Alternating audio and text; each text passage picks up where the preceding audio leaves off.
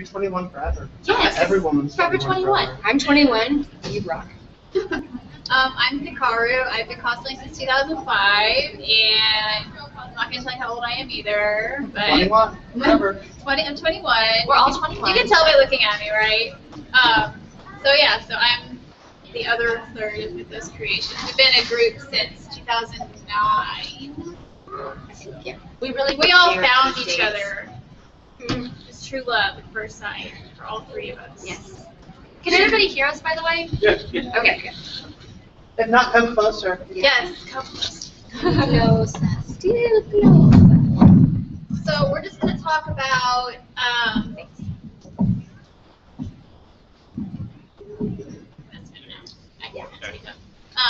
just all the different types of materials that you can use to make costumes. Not just fabrics. We are going to talk about fabric, obviously, but other types of materials. Materials to make props, materials to make armor, different types of clay.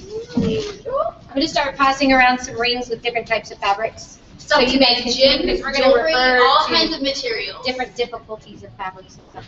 Take a couple of them and throw them over on the side. Throw them over that Just throw it! Okay, I was kidding, but I guess I'll never throw anything. it won't put anybody's eye out, I guess. It's just fabric. Thrower. I'll go ahead and start talking about fabric first, and you'll kind of see the different types as they go around. Obviously, that's not even scratching the surface for what's available. If you've ever been in a fabric store, your first time, it's so overwhelming. There's just so much stuff there, and it's like, where do I even start? And there's so much information out there, like, oh, you can't use this type of fabric for a costume. Oh, you shouldn't use this. You should use this. Well, basically, all of that kind of goes out the window because they don't actually know exactly what you're doing. And what you're doing, what you're creating, is what is largely to do with what kind of fabric you need. You can use any kind of fabric throughout any type of costume. It's just making it fit that particular costume. So what you might not use for costume A is going to be perfect for costume B. So, I mean, I think it's just like super, maybe I'm just like, it'd be totally nerdy to say this, but I think it's super fun to just like walk in a fabric store and just like walk around and just kind of acquaint myself with what's out there. I mean, because like, you wouldn't think that it changes, but they introduce different types of fabric all the time. And there's so much out there, it's just something to kind of learn. Also, that way you can kind of learn the terminology. Like, you understand what a satin is, what it feels like, what it looks like. You know the difference between a satin and a silk. I mean, you know the difference between a broadcloth cotton versus a Kona cotton. There's just so much out there, and it's just kind of something that you just kind of have to learn as you go, and it's not something you're going to learn overnight. But so the different types of families, usually people say, there's family which is silks and satins, which is usually the more high-end stuff. It's great for like, yeah, maybe I'm like making her upset here. Sorry, baby. So it's great for like dresses, robes, gowns, that kind of stuff. Of course, you can use it for other things too, but that's just kind of like what a lot of people use it for. Then there's the family that's leathers, which also includes pleather, which is fake leather. So there's different types of all these on these rings, so you can kind of see them as you go through. There's vinyls, cottons, which everybody knows what cotton is. And then there's the stretch family, which includes jersey and spandex, which is obviously great for like bodysuits, like cat suits and anything that needs to be stretchy. So then there's velvets. You wouldn't think that there's a ton of different types of velvet, but there are. There's crushed velvet. There's stretch velvet. There's a ton of different types of velvet. And they kind of range in quality. Cheaper is obviously going to be a lower quality, but... Can I make a little note about velvet? For any of those of you who have never worked with velvet before, if you are trying to iron velvet, don't. You will melt it. You will melt the velvet, you will crush the velvet, so if you're ever going to iron it, you can buy special boards to iron it, or you can just put the velvet plush to plush side together and iron it on a very low setting, and that way you're still going to get a little bit of a crushedness, but it's not going to be as bad. Honestly, that kind of goes further. Every fabric has its own ironing setting, so you should always research before you iron anything. I mean, if it's like linen and cotton, you can just stick it on the highest setting and just go right over that stuff. Nothing's going to hurt it. But like on silks, like if it's a dyed silk, you can't iron that. It's the same as, velvet. And you can't iron leather. It's going to melt. So just research before you iron anything. And over time, you'll know what you can and can't iron and how to iron it.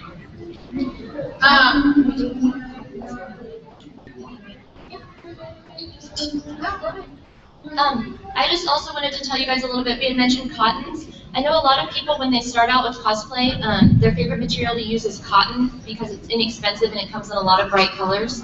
But you probably also notice that conventions are all during the summer. And so what happens when you get kind of sweaty and then you sit down? Your costume is a wrinkled mess. And you're like, oh my gosh, this looked great in the room. And 5 minutes later, walking across the convention, you know, it looks horrible.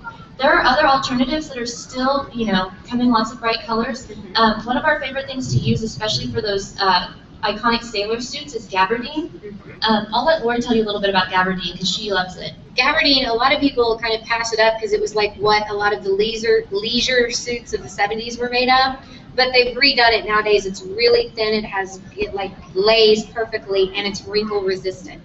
It never wrinkles. Even if you sit on it and sweat on it, you stand up, shake it, it comes right out. So, like she was saying about cotton, I know everybody goes straight to the Kona cotton. It looks so beautiful when you're in Hancock's. It's great.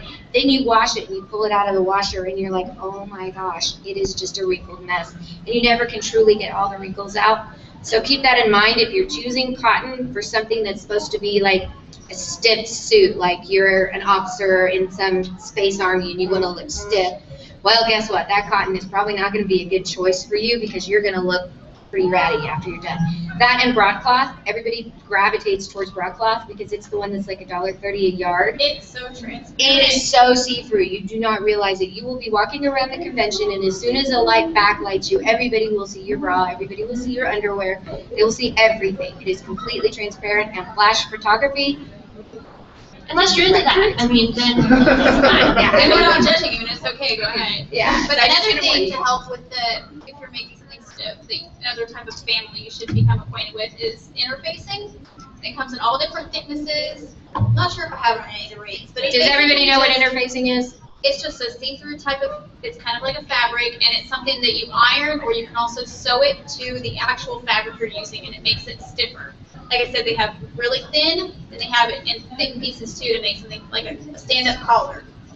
You know, so that's something to keep in mind too, and that also helps with transparency as well. So, Yeah. But whenever you're thinking about making a costume, something that we see often with people who are new to costuming is that you'll try to use the same type of fabric for the whole costume. But we like to recommend just to think about how you dress in real life. He has a cotton shirt, he has denim shorts. Another cotton shirt, denim pants. We've got khaki here. You wear different types of fabric together every day. To help a costume make it look even more realistic, it's a good thing to mix up your fabrics. You don't have to use cotton on the shirt and the pants. Get something different. Get some corduroy for your pants. You know, just really think about how can I make this even more lifelike. So that's definitely something that really helps bring a costume to the next level. And it also adds to your skill level because you're having to learn how to sew on something new, and that's important. So. That and for photography, I know that sounds silly, but if you take an entire outfit of the exact same color and the exact same material, take a picture, and then do it with different materials, the one with different materials has so much more depth on film. It looks more real, more dynamic. It looks like you're much better than you really are. Whereas if it's all one fabric, it kind of photographs flat. And a good tip is to take a camera, like if you have a nice DSLR camera or one that you're going to be taking photos with, take it to the fabric store with you and actually kind of stand back and take pictures with flash, without flash, or ask for swatches and even take them outside the parking lot in the light and take pictures because you have to realize that you're going to be standing at a lot of different locations when you take these pictures. You're not always going to get to pick that wonderful lighting, and you're not always going to get to tell somebody, oh hey, no flash photography please. That Excuse me, I look terrible in light. Yeah. You just put me in the shadow here. So, almost all the fabric stores, if you ask for a corner or a swatch, most of them give it to you for free. Just so you know. They all cut crooked anyways. Yeah. It's easy for them just to cut off that one crooked corner. Let's talk about stretch. As you mentioned, satin. Oh, yeah. Another note on satin, because there's just so much misinformation out there in the cosplay community about satin. You'll hear people say, don't use satin. Satin's terrible. Well, the thing that they don't realize, and maybe it's just they just don't know, they've never actually used it themselves, is there's a ton of different types of satin. Satin isn't actually a fabric. It's a finish. So there is cheap satin, there is expensive satin. And unfortunately, you pay for what you get when it comes to satin. I have a couple of examples of a good satin and a bad satin. This is called Baroque satin. You can see it's very shiny. When you take a picture with a flash on with this fabric, it reflects and it doesn't look good. It's a cheap satin. It's like $3 a yard or something. You will almost, in pictures, you almost look like your outfit's made of tinfoil. Yeah. It is that reflective. Then we have this is a higher quality satin. This is called Duchess satin. At Joann's, they call it Casa satin. Duchess satin is a higher quality satin. Oh, am I not loud? I'm trying to be loud. Again, Duchess satin, it costs a little more. Regularly, it's like $9 a yard. Don't ever go shopping at a fabric store without your 40% off coupon. They come out every single week, pretty much. Take them with you. Boom, $4 a yard for good quality satin. It looks great in flash photography. It's not shiny. It has a great feel to it. So. Thicker too, so you don't have to double it up. You won't see through it. A lot of the It's cheaper the same shiny as satins cotton. see through. It's the same as cotton. There's different levels for every type of family. You're gonna get your good, your cheap, your cheap and your expensive. It is what it is. So A lot of problems though with the expensive satins is that they only come in like white and ivory or bridal type colors. And so we have actually found that there's a polyester dye called I-dye. It's on the Jacquard It's website. I-dye poly. I-dye poly, sorry. Look for the word poly. Do not just get I-dye. You will waste your money. But it's specially formulated for polyester. We found that the colors aren't as bright as you want them to be, so if you have some kind of neon green and you get the green and yellow and expect to base them, it's going to be kind of an army green. This was dyed with I-dye poly. It was white when I started. All this stuff was white, and I dyed it kind of purple and a steel color. So you can get a pretty saturated color. It's just not bright. And what I found is that if you don't want to ruin your kitchen, if you're dyeing something big, I actually got a turkey fryer on sale after Thanksgiving and take it out in my backyard. And I have a giant kimono that I ombre dyed 3 different colors, and I was just hanging them over my fence with my power washer, rinsing them off. I mean, it saved a lot of mess in the kitchen. So turkey fryers on sale after Thanksgiving. Dye them she in now has a hot pink one. Yes, I don't even care. My neighbors hate me already. I was going to say, my spare bathroom, I tell everybody this, that my spare bathroom, the bathtub is blue. Because I've done so much dyeing and dyeing of wigs, and I just rinse with the bathtub. Cosplayer problems.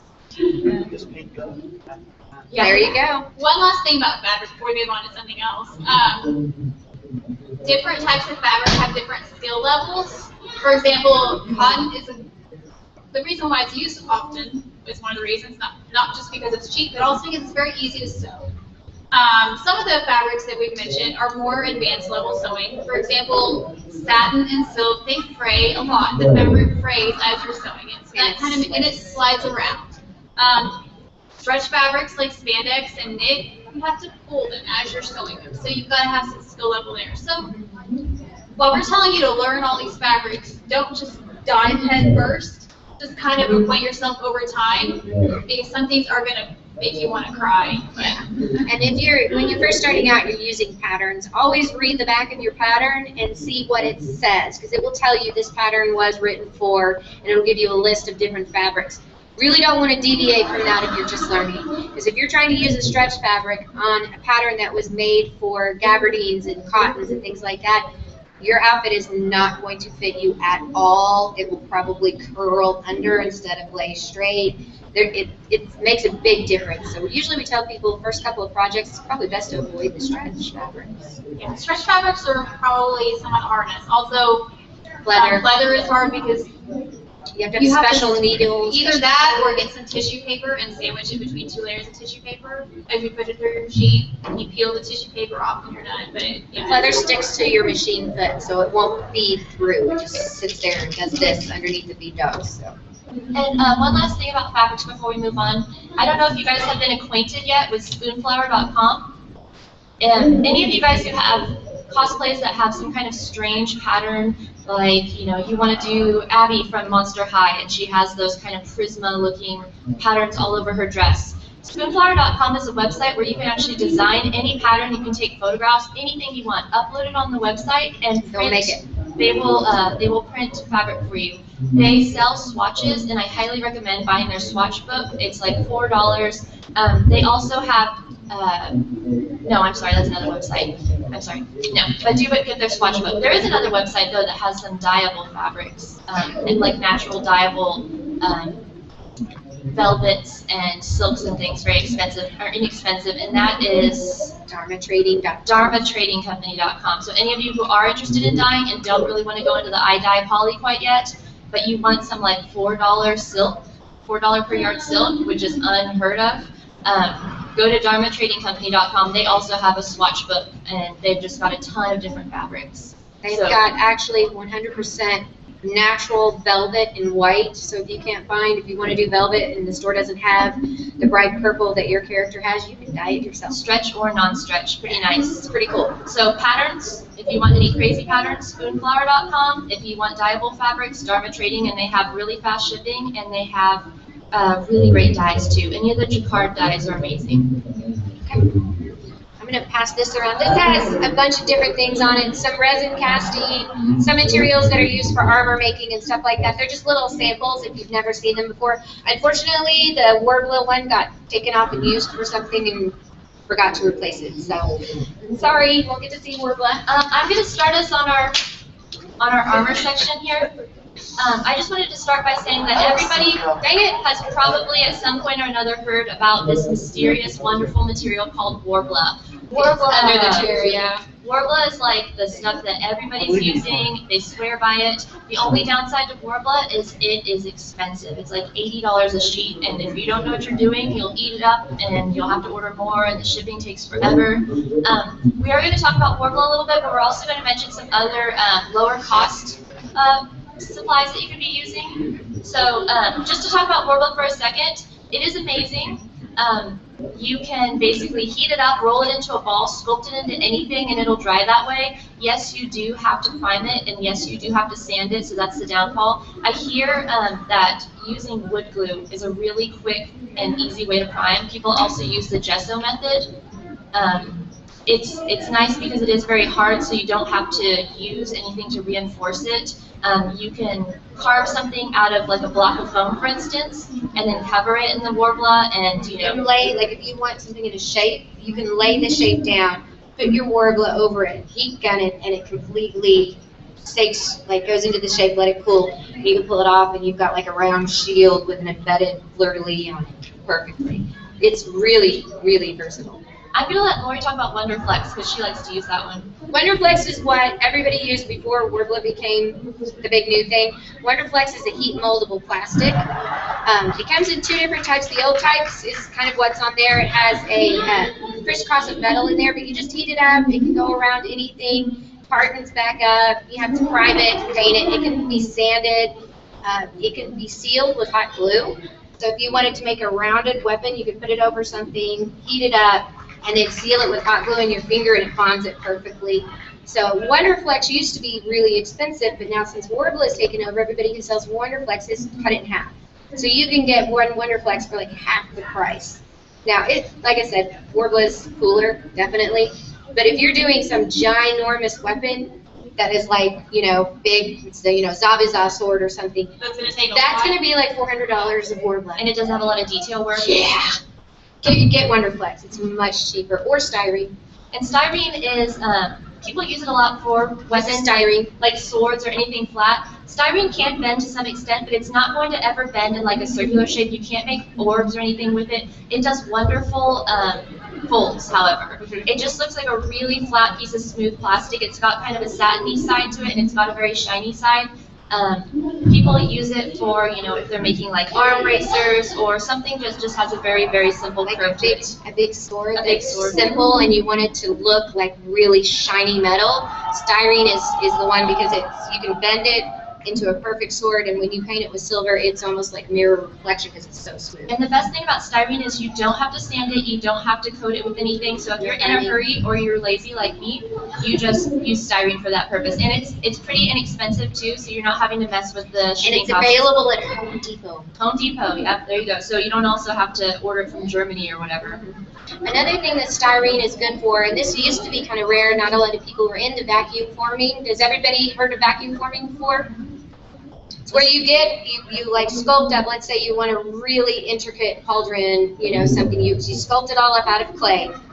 Then you create at home, and there's tons of tutorials online. It's really easy to do. You use like window frames. You go buy a big thing of styrene from Homeland, which is like the signs, Home Depot, sorry. It's like signs, the stuff they make signs out of. You clamp it in there, put it in your oven, and it melts, and it starts to sway like this. And you kind of fashion this up with an old canister back, and then slam it down on your mold, and it sucks it over the mold. You get all the detail, you let it cool, and you cut it off.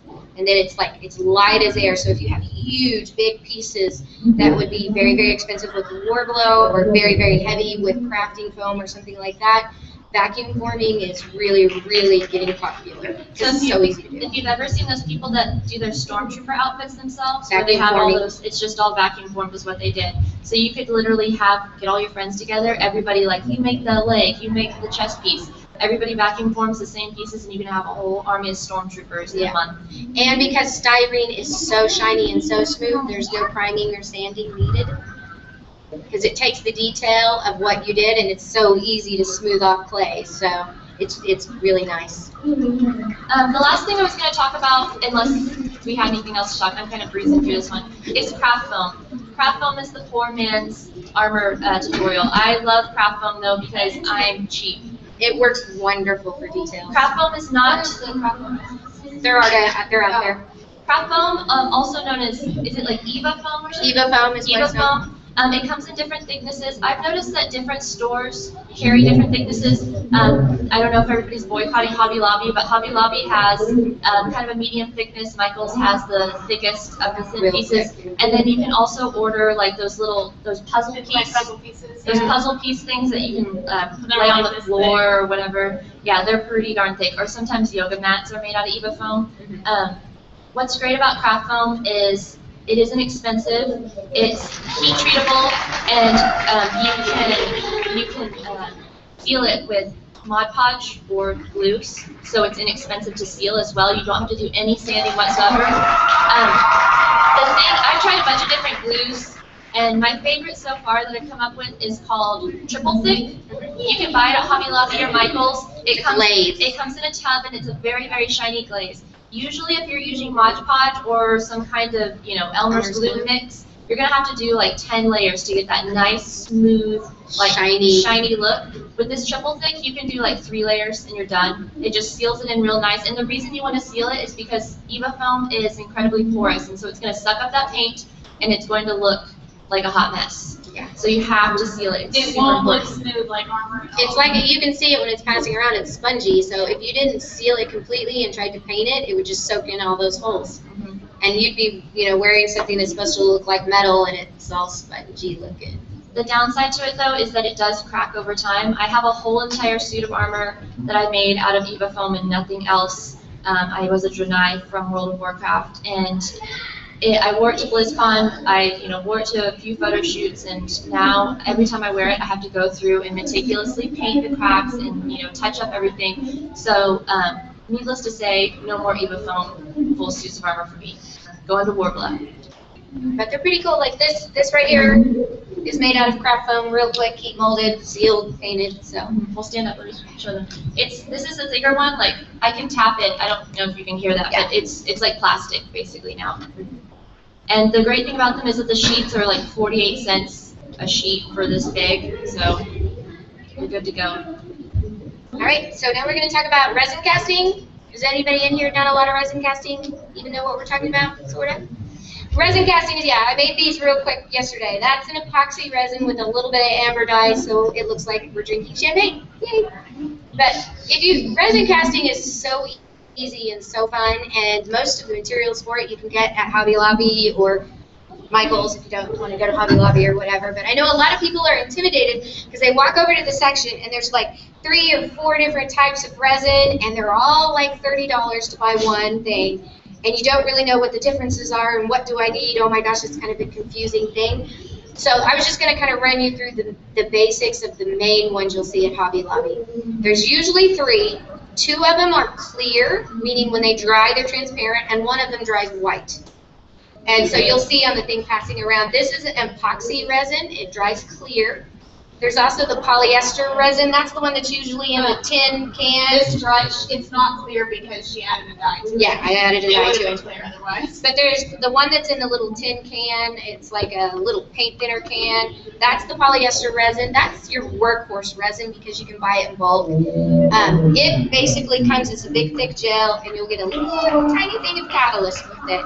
And so you mix up, get your mold, however you want. They sell molds at Hobby Lobby. They also sell a putty material that is like an A putty and a B putty. You roll it together and put it over something. So like for this case, I needed 212 light purple jewels for a particular thing. Well, they don't make light purple jewels. So I just bought some cheapy ones and made like 10 of these and poured resin for 3 days. But this is this. I'll pass this around so if you want to see that. But those molds that you make, this mold putty lasts forever.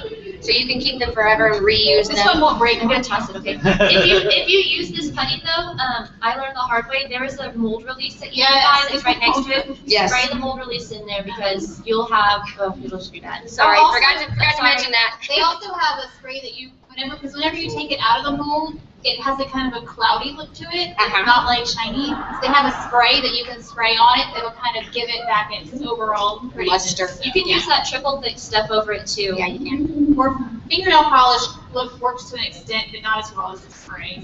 So the polyester resin has the catalyst. If you read the back of the can, they have this crazy algebraic equation to figure out how much catalyst to add based on how thick and how wide and blah, blah, blah. And I'm like, bleh, I'll add some drops. The more drops you add, the faster it's going to cure. I find that adding more catalyst than what they say is better in the end. Yes, Until you but melt the whole thing. that's why I warn people because I got kind of cracked out and got tired of waiting 24 hours and started adding more and more when I first started doing it. It is a reaction that releases heat.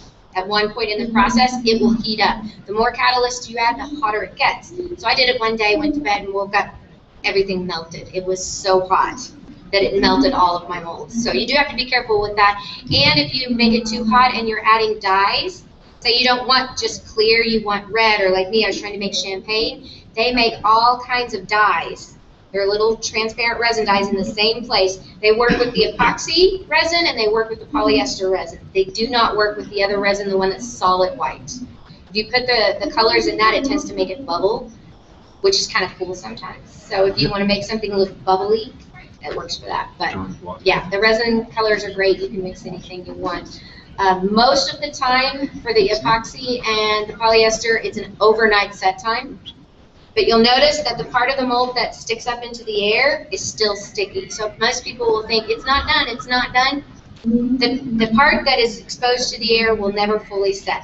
It's just a part of doing resins. If you use the solid, the opaque white one, it will set fully, but the other two don't. So you have to keep in mind that when you pull it out, it's going to be all sticky, and you're going to have to seal that with some kind of triple thick or spray resin or fingernail polish. Or it's also going to put aluminum foil on the back Yep. because it kind of like an iridescent shine through. So. Actually, Hobby Lobby and I think Michael's both, they sell this poster board that is incredibly shiny. It's like a mirror board. It comes in gold and silver. And I found that that's a lot easier because the aluminum foil will wrinkle sometimes or it just won't stick the way you want it to, and that stuff is just If super you put fun. like a dab of hot glue, take your jewel and push it onto the mirror board and then cut it out, it actually, once you mount it, it'll look like a jewel, like in a necklace if that's what Make sure it's that very clear hot glue though, not the cloudy kind. Yeah. Now, a lot of people have asked about resin casting full-on props. Like, I want to resin cast a prop. That is going to be incredibly heavy, and most conventions are not going to allow you to do it because it is so heavy. So that's probably when I would say, hey, think about vacuum forming. But if you're making jewels or things like this, or water, or anything like that, resin casting is wonderful and much easier than you think. Another great thing about resin casting too is that you can put things inside of your resin. You can embed LED lights. You can put different types of, like for example, I made an orb on one of my costumes that had a big spider inside of a clear orb. So I put a Halloween fake spider inside and I resin cast it to it. So you can put all different types of things inside it. So it's great for stuff like that. All right, so now this I'll pass around. I'm going to apologize. I forgot to top these off. Some of these are kind of dried out and hard, but it's different types of clays. And then here on the end is a little something called friendly plastic. Does anybody know what friendly plastic is? No. They're little white beads. You buy them online. You put a little bit of water on your stove, drop a spoonful in. When it turns clear, you pick it out and you squish it up, and it's basically putty plastic that you can put into any shape. You can mold it. You can put it over something. Wait about a minute or two. It'll harden back up, and it's like plastic. So let's say you have a character that has buttons in a shape that doesn't exist. You can use friendly plastic to make it. We've used friendly plastic to make deer antlers real quick because it's super light, and it literally, like I said, you just put it in there and you have to squish, squish, squish, and you just do it whatever you want, and then it dries. So that's very useful. So you have to buy it online though. If you don't like it too, like if you do it and it dries or it cools off too quickly and it's dry, you can just pop it right back in the water and do it again. So you can actually make something. If you don't want to, you can not paint it, leave it white, and then when you're done with whatever it is, boil it and use it again. Yeah. Thriftiness. And you can sand it, and you can paint it, and you can do whatever you want with it. I have had, like, I bought one jar from cosplaysupplies.com 6 years ago, and I still haven't used it. Because it's like after I'm done with the costume, I'll just toss it back in there.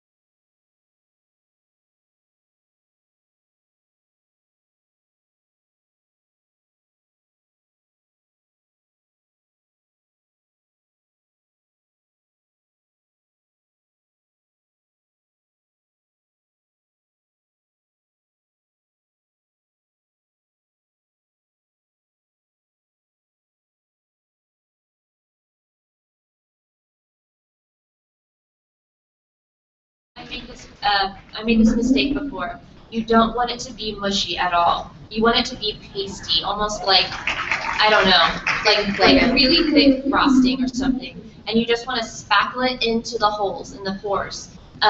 Then I took my Dremel tool and I just sanded and sanded until it was as smooth as I wanted it to be. They weigh nothing.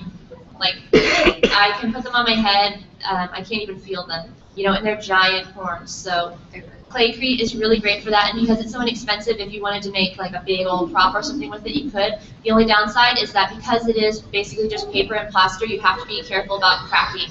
So I would recommend that you save it for, you know, details on a pauldron or horns or, you know, things like that, things that don't bend.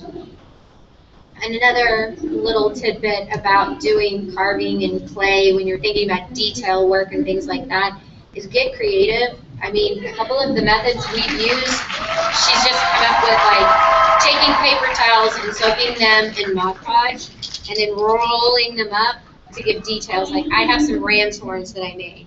And I noticed that the rams, like real life, have these like these bizarre circles around them. Just rolled up Kleenex soaked in Elmer's glue around gap foam, and it looks so realistic. Everybody is always like, "How did you do that?" And I'm like, toilet paper and some paper towels and things like that. It worked pretty classy. It worked so well. And then One character I had to have really, really paper thin ears. She was a cat, and it wasn't like I could do these big blocky ears that we always see at conventions. Hers were almost see-through like a real cat.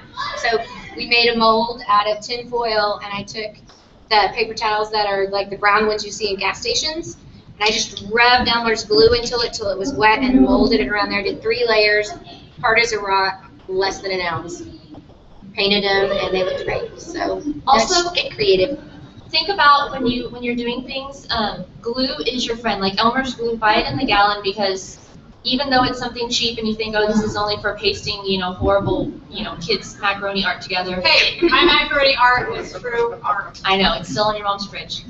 But it is your friend because it is so inexpensive. Like she said, paper towels are great, especially those industrial ones. Go to a school, go to a church or something. Like grab a few of them. Loves. Yeah. Glue. Loves has them. Steal paper towels at churches. No, don't do that. But I mean, I get them from my school and use them sometimes.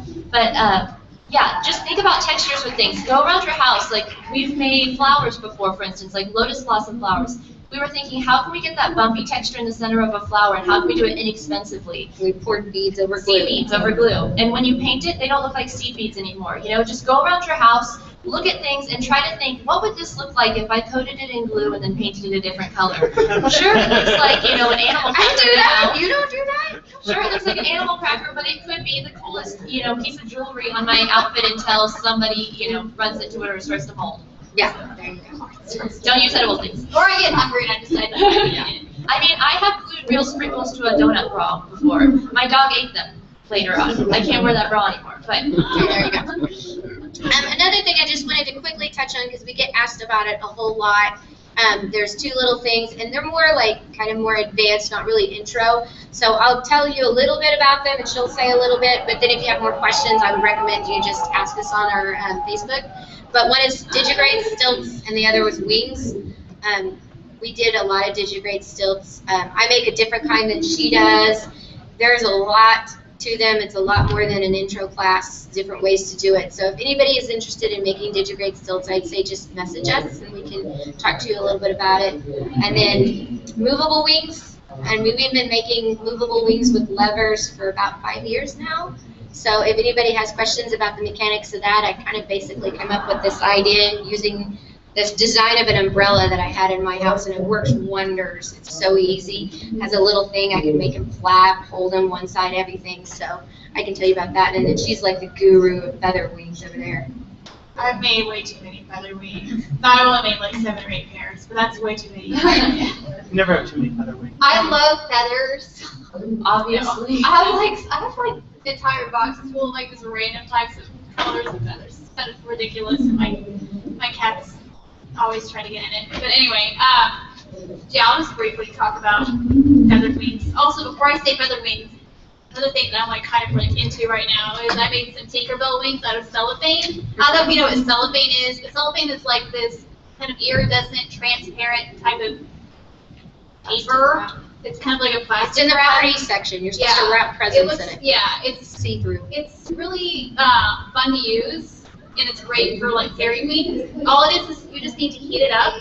You could use a heat gun, but I'm way too cheap to buy one. I ironed mine. That's what I do. I iron mine. You can put an iron right on it, and it sticks to itself, but it kind of melts to itself. So that's kind of a fun way to make fairy wings. And then you can also, you know how hot glue nowadays comes with glitter in it?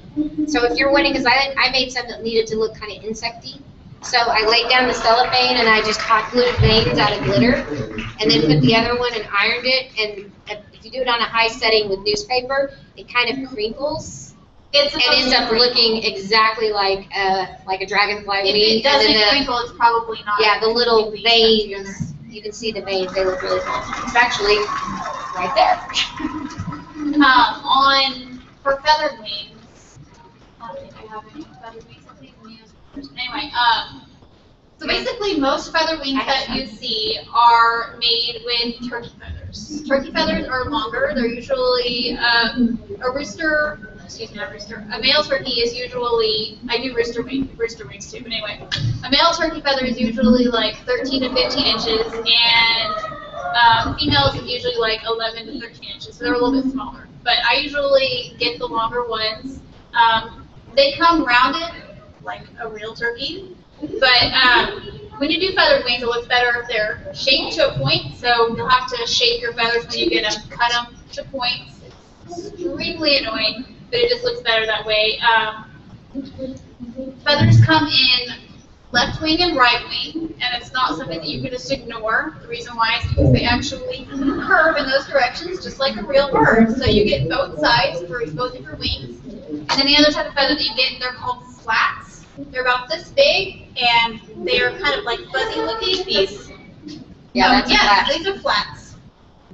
Yeah, these are rooster feathers. Yeah, I just have way too many feathers. If you've ever been to an online feather place, it can be overwhelming. There's literally like 50 types of feathers, and you're like, what do I buy? I don't know. This is what you want to keep in your mind, turkey feathers. Honestly, like I said, I made a pair of wings for my niece. She was, I think, 4 at the time, and I used rooster feathers because obviously she's little and she needed smaller feathers. So there's other alternatives, but for full-size adult wings, turkey feathers are what you want to go with. So. And you know how you see some people that have wings that have these feathers that no animal on earth has. It's big, it's long, it's curved. Buy feathers and glue them together at the quill and trim them, and you will make a giant feather on your own. It's really easy to do. A lot of people just don't know that that's how we do it. A couple different ways that you use to actually make the wings. My favorite method is copper tubing because I can just bend it. So I can make it in whatever shape I want. Sorry, baby. Obsession there. Make it in whatever shape I want. And then some people use PVC pipes. Again, I don't like it because I'm really lazy. I don't like having to put the little elbows on there. So I like copper tubing. But all this you can get at like Home Depot or whatever. So yeah. Wings are honestly not hard. I use chicken wire for the frame. Again, it's like $15 per roll. That roll, like, one roll will last me for like 4 pairs of wings. It just goes on and on forever for the actual, frame of the wing. Put some fabric on it with the color of your feathers, because feathers are very transparent. You'd be surprised. Glue your feathers on there. Yay, good time. All right, did you guys have any questions about materials or techniques that you're curious? For questions. Basically, we just want to hear ourselves talk. You guys said you had questions. Yeah. We're thinking about building a bunch of sets of armor, so You're I think the foaming. We're going to do 2 sets of armor for Very cosplay. And I guess the only question I had was, you went over a bunch of materials for making the armor with. Would you consider like attaching the armor to a t-shirt or something like that, to where you could put it on and off easy, or? We always use strap scarves, but I have seen It's hard to people. say too without seeing what the design Yeah, is like. I've seen people attach it, just like the stormtroopers. They attach it. Most of the 501st, they attach it to a bodysuit that looks perfect. I think each particular character, you have to look at it and see what's there. So, And some of the is your armor made of craft foam? Okay, that's what I was trying to tell people. You can get really detailed with craft foam, and I think she's got a lot of craft foam armor there. So there you go. Yeah, craft foam is very cheap, very easy to use, and you can get a lot of detail. So if you can't afford the big dog warbler, head over to Hobby Lobby and get some craft foam, because you can do wonders with it.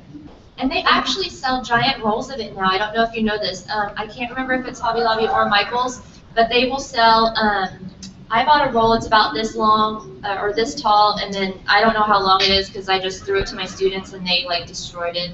I think it was maybe about 2 or 3 yards though, and it was maybe like $10. So if you want to do any kind of bigger things, now the downside is that it only comes in kind of the thinner thickness, so it's not going to be great for building anything unless you wanted to make a double layer. You can also sandwich, yeah. You can sandwich it, yeah, that's true. Together to make it. Okay. I think she had a question. I'm sorry. Are you talking like Full Metal Alchemist mechanical? Kind of, but it's not Full Metal Alchemist arm, but it's still. It's supposed to look like a robot arm? Yeah. I would probably use some kind of black, like nylon lycra underneath to hide joints, because obviously you're not going to be able to make it. And then, depending on your skill level or finances, I would go with probably craft foam or warbler. I wouldn't use craft foam. I've made some craft foam pieces on areas that bend, like my knees, And Easiest to crack. if you just you can't like have that nice layered effect where you have like, you know, one piece under here, one piece under here, one piece under here. Without a crack. Because they're going to crack, they're going to bend. When they hit against each other, the paint's going to wear off even if you seal it. I feel like Worbla would be your best bet, honestly, because I've seen a lot of great things done with that around the knee joints and the arm joints. If you have the money, yeah. Or just save up your Christmas money. Yeah. Yeah. I'm doing a sort of longsword, and I was wondering how to make it lightweight. Do you know what insulation foam board is? Have you heard that before? I think It maybe. comes in a really big, Huge blue sheet and melting hoop. Yeah, they put them in walls. They're about this big. Buy one. Yeah, and you can like, it's soft enough that you can actually just cut it, but you can get like a heat knife, you know, the ones that cut styrofoam, and you can cut beveled edges on it and everything like that. Now you have to seal it with something, of course, but you just run like a dowel rod through I it was for going the to say, handle, put something in there. and then put two pieces together, get your beveled edges, seal it, and you can have like a 6-foot long sword that just weighs nothing. As for sealing it, I bought this stuff at one point, and I don't really know if I want to recommend it or not. I made an axe out of it, and I never actually finished the axe.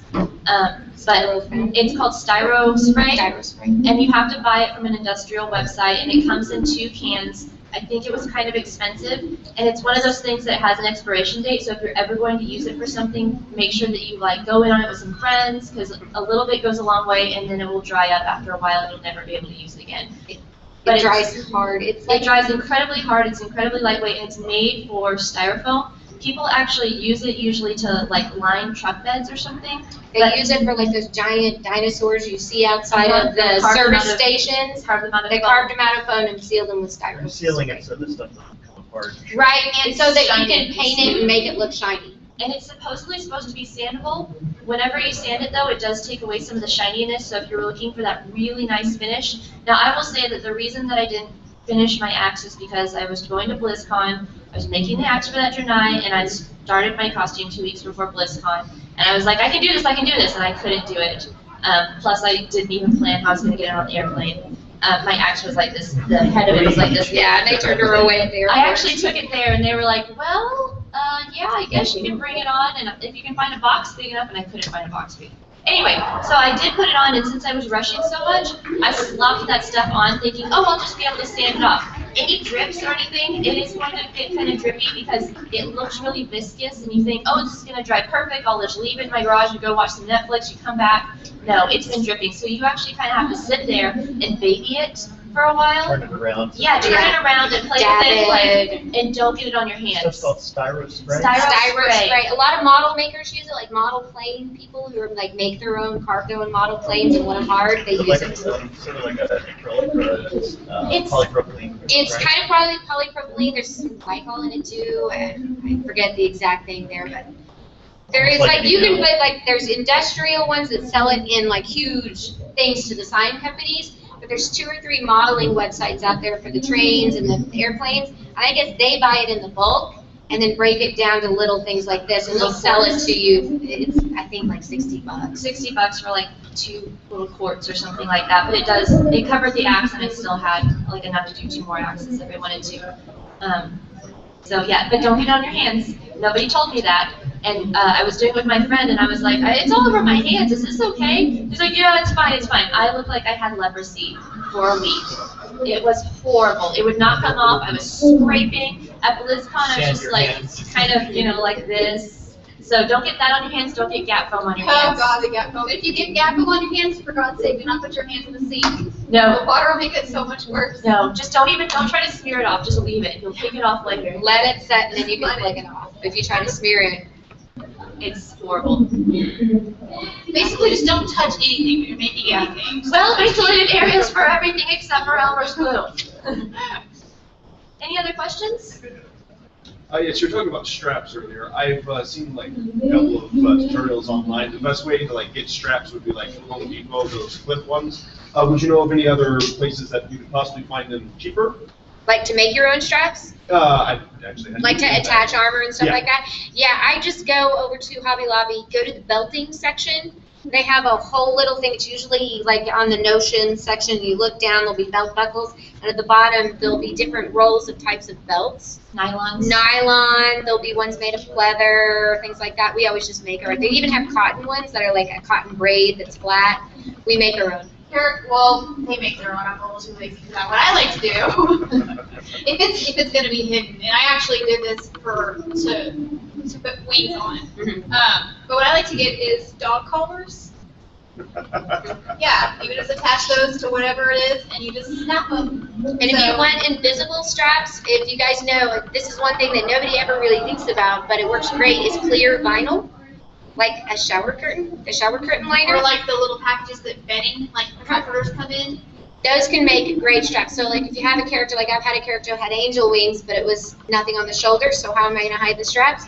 Clear vinyl. If you go to Hancock's or any of those places and go to like the place where they have like material to make stuff like this and tell them clear vinyl, they usually have 2 or 3 different weights, and you can buy that stuff.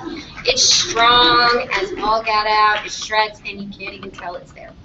Because I mean, it's freakishly strong, and you can actually sew it together or glue it together if you do the right glues. What glues would you suggest? Not Gorilla hot glue.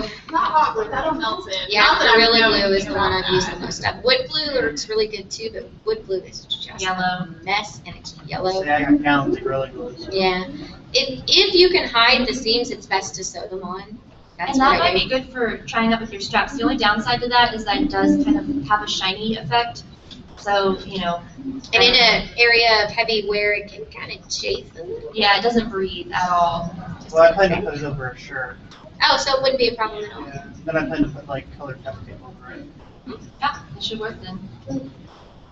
Any other questions? No? Wow, you guys are easy. Oh, somebody in the back? That's really a question. She was asking about the mechanical art stuff. You're talking about articulation. Uh-huh. A couple really good books on armor making. Mm-hmm. Can't recall the name off the top of my head. Kamui has a good one. No. Anyway, this is Renaissance era real armor. Oh, okay. Yeah. The NCA guys, who I think are going to settle next. I used to be SCA. They do articulation and big whack, and so for mechanical stuff, will actually move and not get destroyed in trees. Yeah. That's a good point. For the person who was asking about the articulated armor, if you actually search for the Renaissance recreation type people, they will actually have tutorials how to actually articulate your armor together instead of like gluing it to a shirt if you wanted to really make it move. But that might be really, really detailed. That'd be really like too legit to quit. Would be pretty badass. All right. Well, Are we done? more questions. All right. Well, like I said, if anybody had questions about the mechanical wings or the Yeah, our digital cards stilts, are our here on cards our are here. Facebooks. You can message, and I can send you some of the stuff that I use to make them. And the digigrade stilts, for those of you who don't know what they mean, because I didn't know what they meant, I just kept calling them. Oh, standing like an animal? Yeah, if you want to have that bent curve like a goat leg or a horse hoof or an animal leg of some sort. I've done hooves and she's done cat feet. All right. All right. Thank Thank you, you. everybody. We have more candles on. Good luck with your stuff. Yes, good luck. And we don't mind answering questions. So if anybody ever messages us, seriously, it's fine. We answer questions from people all the time. If we don't know the answer, we'll send you to somebody who does. Yeah. Thank you. I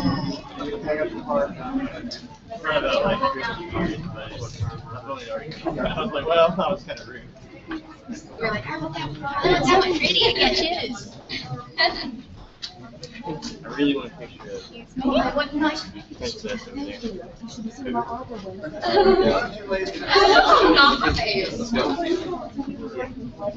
I have. It will. It depends on the sewing machine. There are some, like, I have a really upscale bath that actually, then I would definitely think about switching to maybe leather or something like that. Or if you know anything about oiled leather, if you're trying to make armor out of it, are you trying to make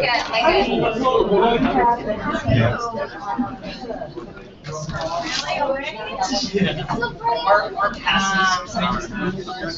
More about, yeah, I know what you're talking about. Boiled leather, like if you want to shape something, like say you wanted to do, I know you can see it, if you wanted to make it go around your breast, fit your body, and do a plate out of leather, you can cut it out of a real thick leather and then boil it and hardens it. It's like yeah, it's actually that's how they used to do a lot of leather is boiled. So you can do a lot with that. But you might try. There's a place online called Summer's Plastic. They have and it actually beats spongy really well, but it looks exactly like lambskin. It's so wonderful.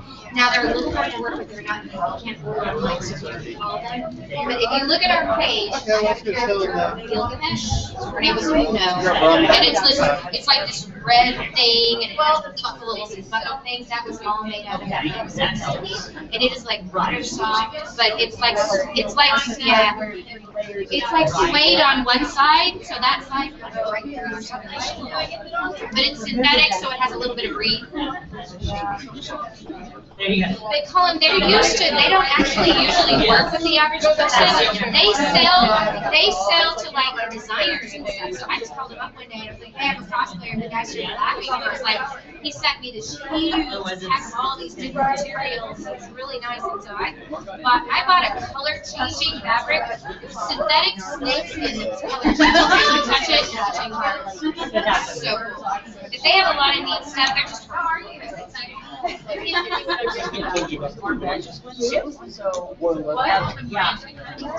Oh, I stirred it. I got a wooden stir stick, and while it was trying to set, I just sat there and kept stirring. The epoxy has a sulfuric acid in it, so it will, all the velvet will be gone. So I just kept stirring, and then when it started to get thick and it looked like it was too late, I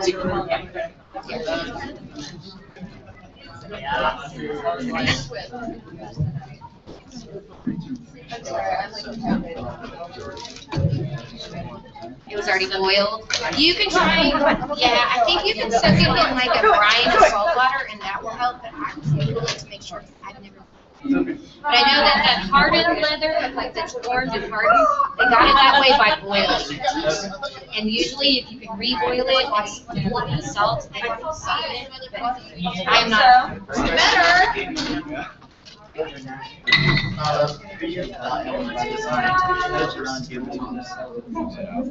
I actually developed like a kind of fun. So you just want to try to shape it up? I don't blame you. Okay, where you guys at? It's okay if I get a photo. Oh, get out of the way. I'm not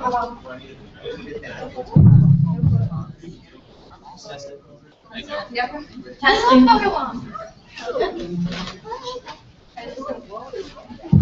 It's resin. Okay, that's Yeah, resin. I dropped it and lost my little thing, but yeah. That's resin. I stirred it while it was Nice. yeah. Stirring and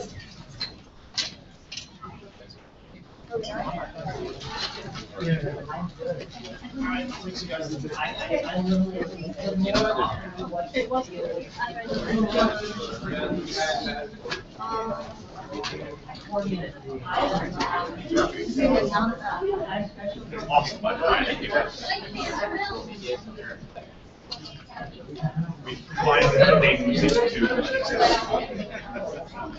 I mean, it came out about this time last year. Yeah. The first season. That is good. I don't want it.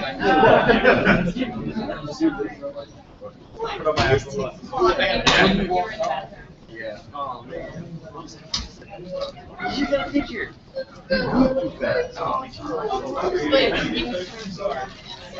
Yeah.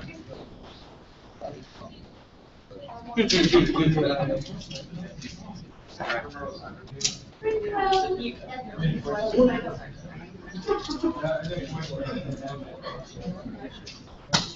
you.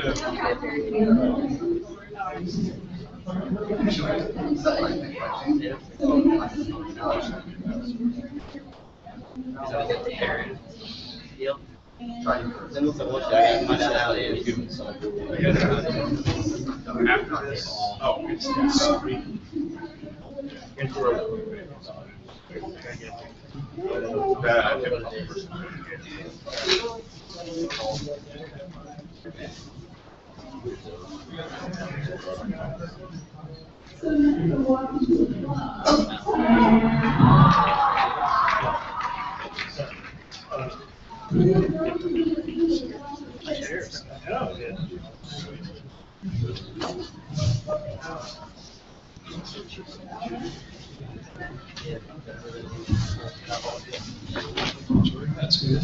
You guys can hear. You're okay? Does this help you? Yeah. Does that answer your question?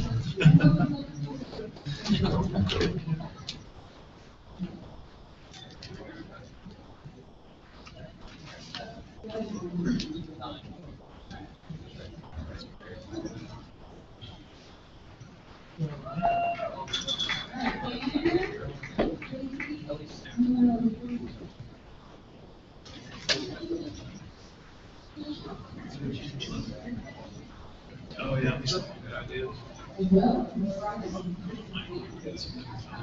I read it never works 75 years. Except It never works. Oh, yeah.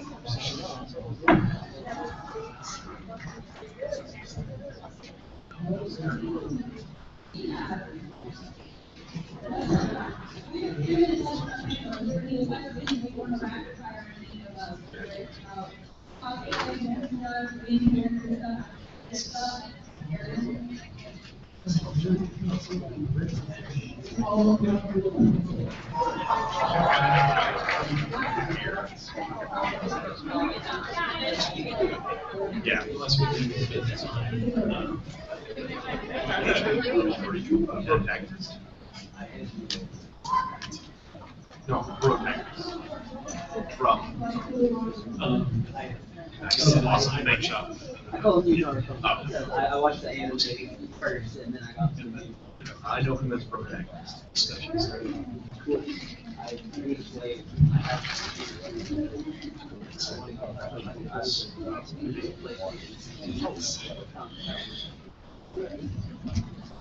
don't have to wait for those. Right.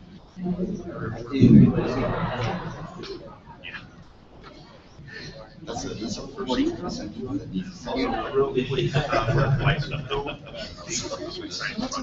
You say that.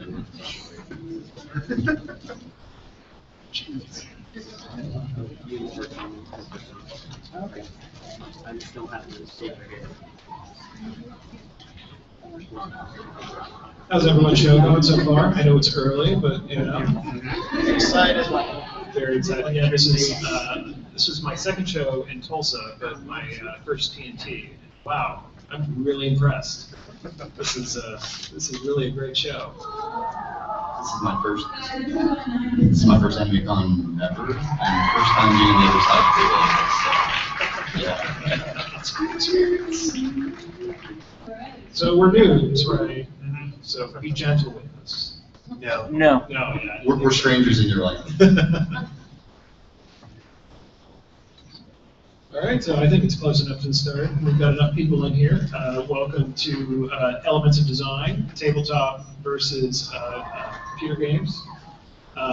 My name's Stephen Randy McFarland. I am a designer at Paizo Publishing, and we produce the Pathfinder RPG. Yay, Pathfinder! That was quick and adjusting throughout the line. And before that, I worked at Wizards of the Coast and worked on 3.5 and Organized Play, 4th edition. And sometimes I teach game design at some places in Seattle. And I run a blog that I actually update about once every 6 months. And yeah, that's me. So. I'm Aaron Pollock. I'm with company Lukewarm Media. We made a game called Primal Carnage. It was put out on Steam for PC in October of 2012. Spent the last year trying to really rebuild the game, and we're planning to re-release it soon in a much superior version. Our studio has people spread out across the world, about 20 people everywhere. We don't really have a formal office. Before games or while actually getting our company going. I worked a lot of retail jobs and ate a lot of ramen and a lot of pizza. That's my CV. All right, so game design essentials. What would you say is the essential part of game design? What do you have to come up with first, and where do you end up in as far as a computer game goes? Essential game, what makes a good video? I would say a concept that's fun, that makes people that hear it say, I would play that game. That's a phrase that I like to hear when you hear pitches. I would play that. Something that's got at least one or two features that's different maybe than any other game.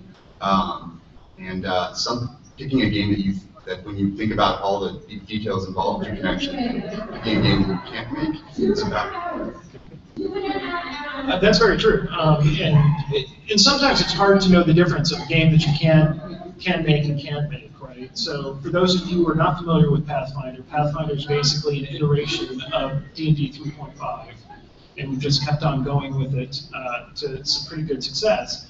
And if you think back originally, right, to Dungeons and Dragons that came out in 1974, it was basically a game that people thought, yeah, you just really can't do, right? Nobody's going to sit around a table and pretend that they're an imaginary person and not want to push around an army and everything. And you know, a couple of guys said, no, we can do this, and this is how, and it took off. So sometimes, yeah, you absolutely want to make a game that's fun and interesting, and people, yeah, I would play that. But you also have to sort of look for the things that maybe people don't even know that they want just yet. And even if they sat there and thought about it, it's like, do you want to play an imaginary person and roll some weird dice and fight monsters and stuff? You know, and think about a time, this is where Monopoly was the high form of gaming. And you're probably going to get a whole bunch of people to play. So don't be afraid to, if you're thinking about developing your own game, is going a little bit for broke, right? Come up with the strange idea that you've actually tried and is a heck of a lot of fun, but people don't even know that they want it yet. Of course, it's easy to do that when you're starting out and you don't have budgets. You got nothing to lose, you got nothing to lose. Right, and investors and you know, folks that are waiting for that next book. So you've got a good idea. You think you can make it. Yeah, I was going to say the cool thing about like video games in relation to what you were saying is that, and I don't know exactly how all this plays out with tabletop or D&D, and I grew up on D&D and I love it. With video games, the cool thing is there's really nothing that people couldn't, that you couldn't. You know, there's, like I said before, there's things that maybe you shouldn't do if you're one person and you've got in mind to make Elder Scrolls. Probably not good, but there's no idea, you know, let's put ninjas fighting pirates on the moon, and they're going to race in race cars while they're fighting. It's all feasible, and lots of people probably want to play that game. That's what's cool about video games. You take all those ideas that, I mean, growing up on a lot of the guides in D&D, the things that you thought might only play out with a group of 10 people, you can get all those games, you can make those games and get them to like thousands or millions of people, and that's the cool aspect of like the game medium. And it's getting easier and easier to do that, although it's still not easy to make Elder Scrolls one person. So yeah, the next step is, you know, take a look at your idea. Figure out what you need to do in order to get it done. So if you're one person and trying to do Elder Scrolls, right?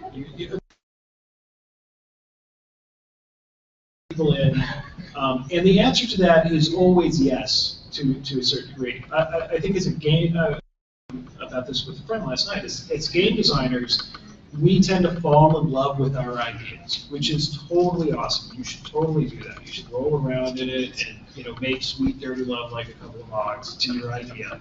But eventually, we do have to make games for other people. And sometimes, you know, our ideas are a little weird, and they don't really mesh with what other people want to do. And so you need to sort of bring other folks in and test that concept, right? Sit down, make a prototype. And even if you're doing a computer game, it's one of the things that I teach my students.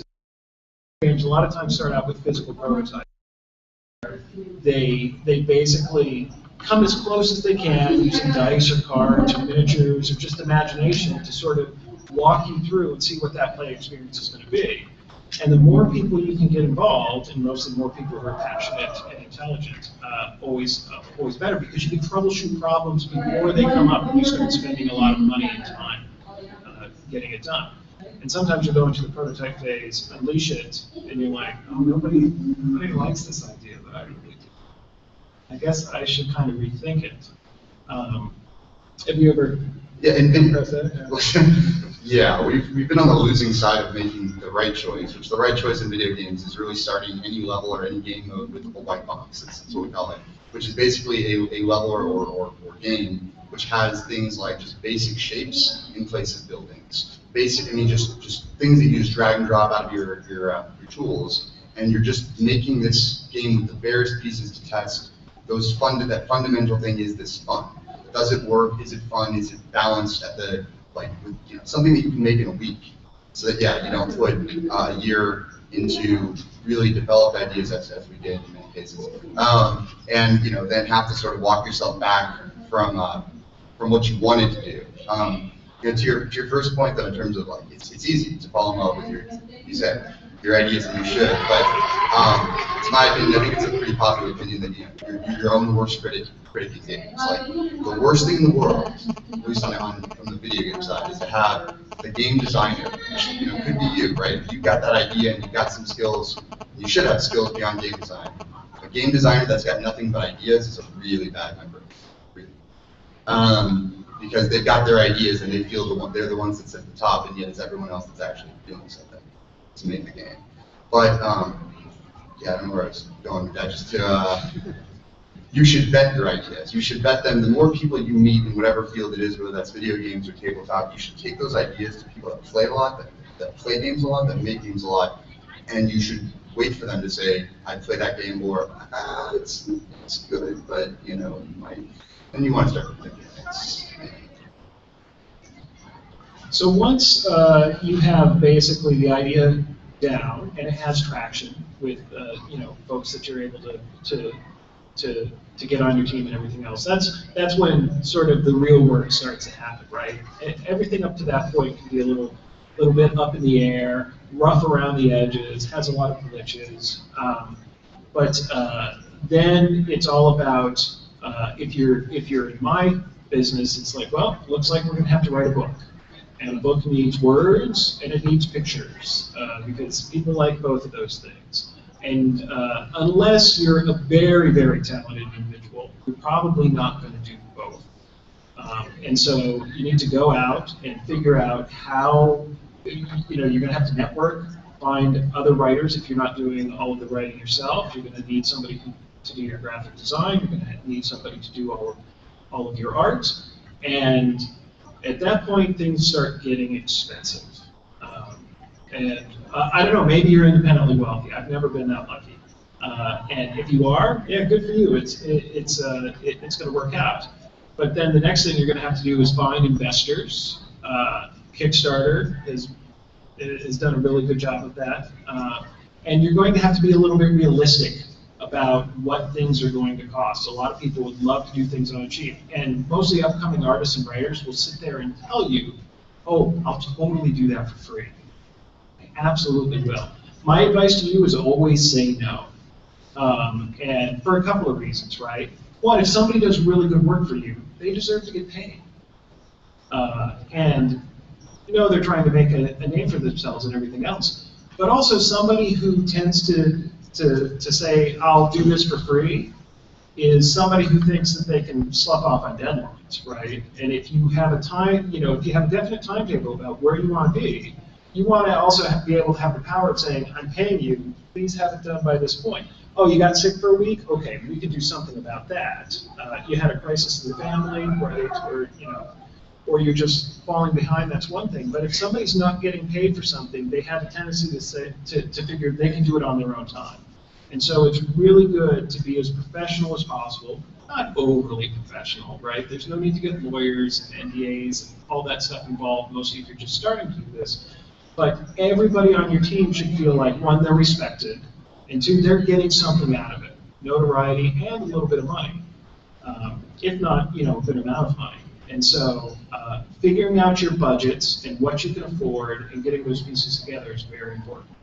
Now, what I'm talking about is nothing compared to.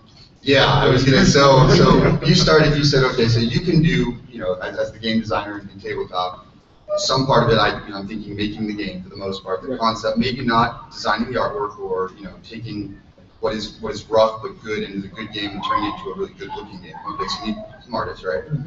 And you need perhaps the story writer or people to add to that brand so that it's more than just numbers and dice rolls, right? Yeah. So the equivalent of that on the game side, I mean, our game, you need perhaps concept artists, that come up with the art that's then modeled by modelers, that's then animated by animators, and then levels that are filled with the stuff that modelers also made, and weapons that other modelers made. And sometimes it's not the same modelers, because someone that can model a gun is not usually the same person that, or might be, that can model a character, a human, like really, really well. Those are really hard to find modelers. Then there's audio engineers and composers and particle effect people. And a game, I mean, our game isn't Elder Scrolls, but it's, it's an MO that's, so for an MO, you need someone that knows networking. You need lots of people. Our game probably had over 100 people in the first iteration of it. Now, wasn't 100 people full-time from start to finish. To go back to the sort of second thing that you were talking about, how do you bring people in, right? If you use that caveat that you did, that if you're trying to get something on a specific timeline from the time that you start to the time that you end, you're probably going to want to pay people. You're probably going to want to be in those shoes. But if that's not where you start, in games, that's really not where most people start with, being like, I have an idea, I want to take my hand at games, and I want it out in 6 months. And I want it to be awesome in 6 months, or a year. In terms of bringing people to you, I mean, at the heart of it, you got to have vision. I think that probably crosses over. You have to be able to sell the idea, sell who you are, and sell why someone would do something for you, whether you're paying them a little bit, because you're probably not paying them a lot, since you're first, radio. But why they would join you and not somebody else, why your game is the thing that they should put their time and passion into. So beyond the vision, right, I would agree that it's better than free with no future, help me for free and we'll see how things go. And that's the end of my sentence, and I'm not going to say anything else. That's a bad way to leave it. That said, our company, historically and even now, has really been built on, in fact, bringing people in that don't initially get paid because, we don't know how they're going to do a lot of times. You can see their portfolio, but you don't know someone's art on their website might look awesome. But that gun that looked really awesome could have taken them 2 months. And, you can't pay someone to work on a gun for 2 months, at least if you're an indie. So try their hand, but what I've always tried to get through to the people that come on board and that, I'm asking for some faith is, if you kill it, if you nail it, if you do the work, and our team is big enough right now that, if you're doing that, I'm going to hear it from 5 different people. I don't need to it would be good to have performance reviews and things like that, but I don't even need that. I just need to, it's going to happen that I hear, this guy's awesome, who's doing stuff that we didn't even know he could do. And if that happens, then I'm going to want to pay you, because I'm not going to want to lose you to something else, which you're going to go to if you're good. But there's other ways to do it. You could be, if someone, when we first went into this and we needed to ask those people that were involved, those first few months, 6 months, and they're like, yeah, I can do it, but what's going to happen next? It's like, okay, this is going to take a year. You give us this much time in that year, you're going to get a chunk of the royalties. Here's the conditions, and we're going to be taking out stuff to market it and all that. You want to be really clear. You do not want to issue something and take it away. Yeah. Quick question. When you're talking about creating and making the video games, what kind of computer programming language are you talking about? Because on the other side, all of us that want to actually create those characters and all the animations and the guns and things, I need to know what this stuff. So right now, so within my company, I'm not a programmer. I'm not even an artist. I'm the guy that makes everything gel. The one answer I give, and I think a lot of people give right now, is UE4. UE4 is a new engine. It's Unreal Engine. Yeah, Unreal Engine 4. In the words of folks I know over there, that they dropped the mic. They changed the licensing model, and they took what was previously something that most people thought and was, if you wanted to get it for free, you lost a lot in the back end. If you wanted to get it money, it cost you a lot of money. They dropped it down to $20 a month, and you can buy it for 1 month and stop the licensing and still have the engine. And it basically has removed the requirement to have coders. you could prototype a game in UE4 in under a week, in a couple days. You know, it's pretty powerful. We're actually really excited to move from finishing the game, the reboot of the game on UE3, so we can start working in UE4. It's just so powerful. Yeah, in fact, if you are interested in making computer games, fooling around with the Unreal Engine, and mostly the 4, I fooled around with 3 and used it to teach some students the basics of design. And to be honest, they taught me more than I did them. I was just there for basic design, and they're like, "So you know you can do it this way." I'm like, oh, that makes more sense. But yeah, get that, learn it. It's a very powerful tool, and it might seem intimidating at first, but it's a lot of fun. Is there any coding at all involved in it? Like, do you need code to supplement it? It's more that scripting, really. That's the biggest part, probably would be scripting. Yeah, it's mostly scripting. Unless you have back stuff. It's always good to have those, like, accompanying languages, because there's things that, whether it's directly in the game or, I don't know, something that supports stat tracking or a different feature that might not be easily supported, and you know, we haven't spent enough time in UE4 yet for me to be able to say, oh, this is in and this isn't out and this is the pipeline for what it's doing. But it's always good to know how to build around something, so sure. What about, like, I know that they've been using UE stuff like in consoles and PCs.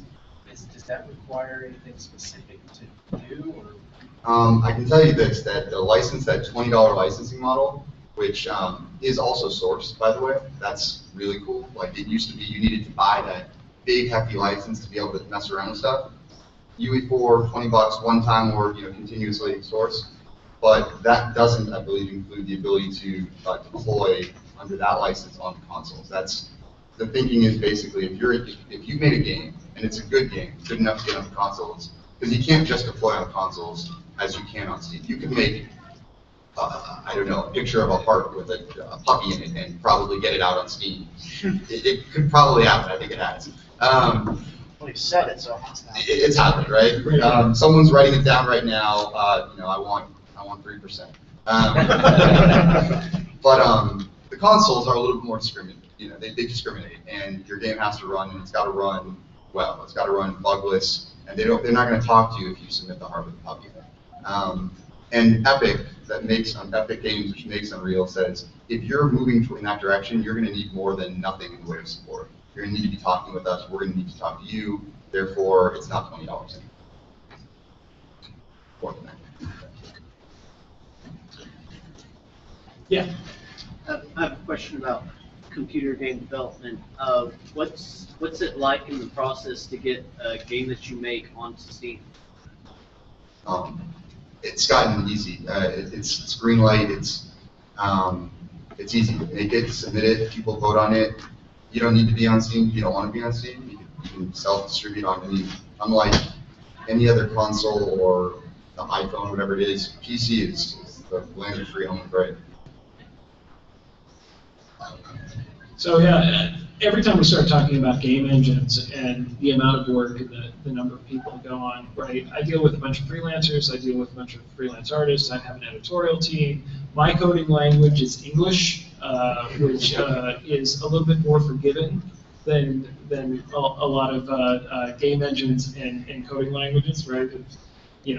If you have a small sort of typo, they'll give you hell on the internet, but they know what you mean. Never, yeah. So yeah, it takes if you're going to do computer game design, you're going to need a lot more people. And the whole idea that you can have people come in and for pay down the line is a very good point. And whether or not you're waiting for funding or you're going to kickstart funding, even if you're doing a tabletop game, let's say you have a really fantastic artist. You found somebody and they're like, well, this is usually what I charge. Just don't be afraid to sit there and say, well, why don't I give you, after the costs are done, a percentage of the Kickstarter? And not only will that person, get paid, but they'll also be enthused to promote your Kickstarter or however way that you're going to get funding. And so, for instance, a friend of mine's doing a Kickstarter, and he's got a very good artist who is well known and has a website that is followed by a bunch of people. And and you know, the great thing about getting him as an artist is he's gonna go out on his website as well and say, hey, you might want to look at this game that I'm working on, right? And is just going to increase the amount of seed money that they're going to get in order to get out the best product possible. Like, I have to think of it in terms of games that really works in both tabletop or video games. You can also look for whether like a publisher, and I'm sure that sort of exists within tabletop too, or an investor that's willing to match your Kickstarter, or basically parties that's like, we will help promote this, and if you get it, we will double that. So our exposure, what we have to put into your project, you know, is half, because you know the other half comes from people saying we want that thing, we buy that game. Mm-hmm. How do you get them to say yes to something like that?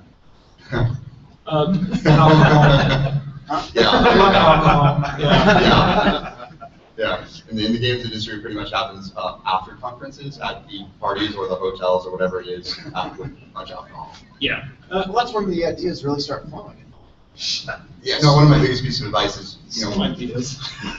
If you go to a games conference, it might be the same thing with anywhere where you're trying to meet the person you're trying to talk to, chances are they're going to be busy during that thing. I mean, now, I'm not busy here, but, you know, at some of these bigger games conferences, go to the hotel that everybody goes, that all of them stay at, because that's when they're drinking and that's when they've got free time. During the day, they're probably making deals that, you know, it's hard. Or to stand in that line in GDC, if you're trying to break into the industry, don't stand in that line. Find the people, you know, because everybody in that line, that's going to stack of papers that's going to go through like 4 different people, and they're looking for the best one out of all of them. The best one should really have just not stood in the line, because if you had talked to the person you wanted to talk to, they would have listened, because he was the best. Yeah, and I would say if you're tracking down investors and people that you want to work on the project and everything else, the first thing is just be cool, right? I know that sounds really simple, right? Just be cool, man. Just be cool. But, you know, go up, you know, talk to them about their work. People always like to talk about their work. You like to talk about your work. You know, share good, casual conversations. Let them know that this is what you're doing and they might want to check it out. You know, don't be overly pushy, but at the same time, you know, you don't have to take no for an answer the first time around. There have been plenty of times when, you know, I've been going after artists or writers, and at first they're like, oh, I really don't know. And it's like, okay, well, I'm here. Let me know if you have time. And just giving them the ability to come to you on their own terms, they're going to appreciate it. You're more likely to get work from them down the line. Stay in touch. Oh, yeah. I mean, I'm going to overstate this, right?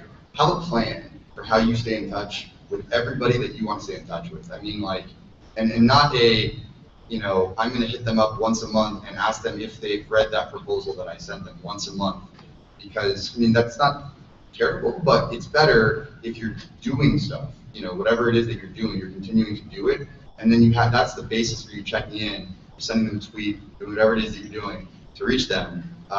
You know, and again, being cool about it, depending upon how that works with that type of investor or artist or whoever it is just keep them posted on what you're doing, and then ask, you know, I'm trying to really advance that thing. Here's where I've made it with this, and let them come back to you because you stayed in touch. And that's a hard thing to do. Yeah. Backing up a little bit, Mm-hmm. we were talking about how, you know, Steam's become a really big hub for being able to put something out there and getting it looked at and whatnot. Whether it actually gets put out or not is another deal, but me and my buddies have been playing Pathfinder for 3 years. I really appreciate you coming down here. I really love the stuff that you've done. So, thanks. Pathfinder is a open license, open game kind of deal. We do have Comparing Steam with an open game license for tabletop and stuff like that. Yeah. What's that like? Well, I am a big fan of the open game license. Ever since it was introduced, I started working with Wizards of the Coast when 3rd edition started, and Ryan Dancy unleashed the open game license. And at first I was like, oh, this is kind of crazy. And then I read it, and I'm like, this is what people do anyway. This is what people really want to do, right? When you have for a long time, people would make Dungeons & Dragons-like things, and they had to change it in such a way. It was obvious they really just wanted to work on these tabletop role-playing games that they love. But they were afraid of the lawyers coming down and saying, copyright, copyright. But just like most of the things we do socially, you want to be able to share that thing. You want to be able to build enthusiasm. You want to build on what you've already done, and good ideas will pop up. So on the other end of the spectrum, when I worked on 4th edition D&D, and we didn't have the open game license, but the GSL, which was a little different and a lot more restrictive, I thought that actually was a detriment. So the open game license is kind of like Steam, except it's not a distribution channel, and distribution is everything. But there's a lot of great places to distribute PDF games using the open game license.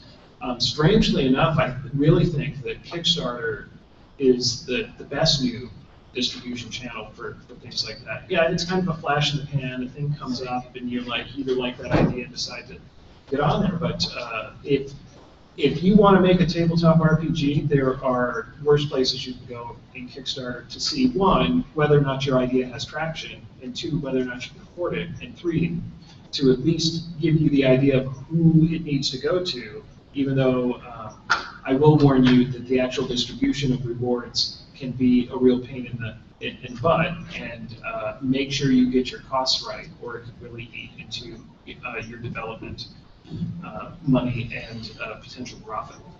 One of the coolest things I saw on Kickstarter on the tabletop side was, I think it was being done with Warhammer or similar games, where it was to produce a new piece or to produce something new. Kickstarter was basically, when we get X number of contributions at a fixed dollar amount, that's basically paid us to make the mold that we're going to use to make the thing that we're going to then send to you. So, you don't, it's completely replaced having to do all of that and take the risk and then have the market have people not actually buy it, which is what kept probably a lot of modelers out of doing more of what they want to do.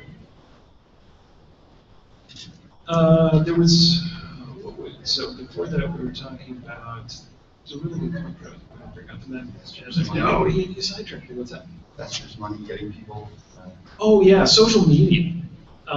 So I go to a lot of places and meet a lot of people, both personally and professionally. And so you were bringing up the point to keep in touch. Social media is a great way to do that. Again, in that sort of casual, be cool sort of way, where you meet somebody and it's like, send them a friend request on Facebook or something on LinkedIn or whatever social media of your choice. What's that? Oh, somebody else. And again, be cool, right? Usually the people you meet are interesting folks in their own right, and you're going to want to interact with them anyway, even if it's just, happy birthday, or wow, that's a really great picture you took on vacation, or what show is that? But being able to just pass on your friendliness in person to online media and being positive and keeping in touch and taking a real interest in the people that you meet will go a long way in making sure that they'll remember you and you'll remember them. So yeah, utilize that. Don't be a stalker, right? Don't be weird about it. But not only do I get to stay in touch with age-long friends, but I get to meet new people all the time and keep in touch with them on social media. And it's really a powerful tool, mostly if you're trying to gather friends and resources to maybe do your own game or project, or get freelancers and artists and stuff like that. One thing I like about games that just sort of applies here, right, is just games, all types of games, and the industries around them is, they're made by people, hopefully. That we play games with other people. We're friendly people. We're nerds. We like cool things and talking to people, and in turn, we do like hearing from people that like our games or want to make games with us or have ideas for games, whether it's to tell them, that's an awesome game, I would play it, or I think that's a terrible idea. That's right. There's a problem. You haven't thought about this. Either way, that discourse, that's what comes out of games. That comes creative thinking and all that. So, I've got a guy on Steam, like a friend on Steam, that's like fanboy #1 of our game. He's 13 years old. He's the first person that ends up telling me when like a news article, even on our site, has actually gone live. He's like, wow, great to see the article. Sometimes when it wasn't supposed to go live, it's like, thanks for telling me about that. Right? He's the first person to speak to like a game that's happening. Like he is my eyes and ears. Like 13-year-old. I don't know. But you know, it's good, and he hasn't taken it too far. He's approached it the right way, and been like, oh, I don't want to bug you, or you know, if I'm bugging you, tell me to shut up. That's fine. Do all that. Don't stop. Stop me at that. Oh, yeah, stalking is bad. Don't try to interrupt like a meeting where you see the person like, you know, we really need to talk because I can try and hit you up. That's not gonna. That'll be the last time you ever speak. Okay. So let's talk a little bit about timetables, because you were telling me a story about your boss yesterday and the thing you don't tell. And so through that conversation, oh yeah, I deal with very specific timetables, right? We solicit in catalogs, and tell book distributors and hobby stores, you will get this product on this date. And we got to get that product on that date, or there's going to be hell to pay. But it seems like your industry is a little bit different. Yeah, it's different, and not particularly one thing. But the thing that Stephen was mentioning is one of my partners asked, like, you know, checked in with me and said, so what's the timetable on what you guys are working on right now? And he said, don't tell me, but the game will be done when it's done. And I said, I've never said that to you. That's not happening.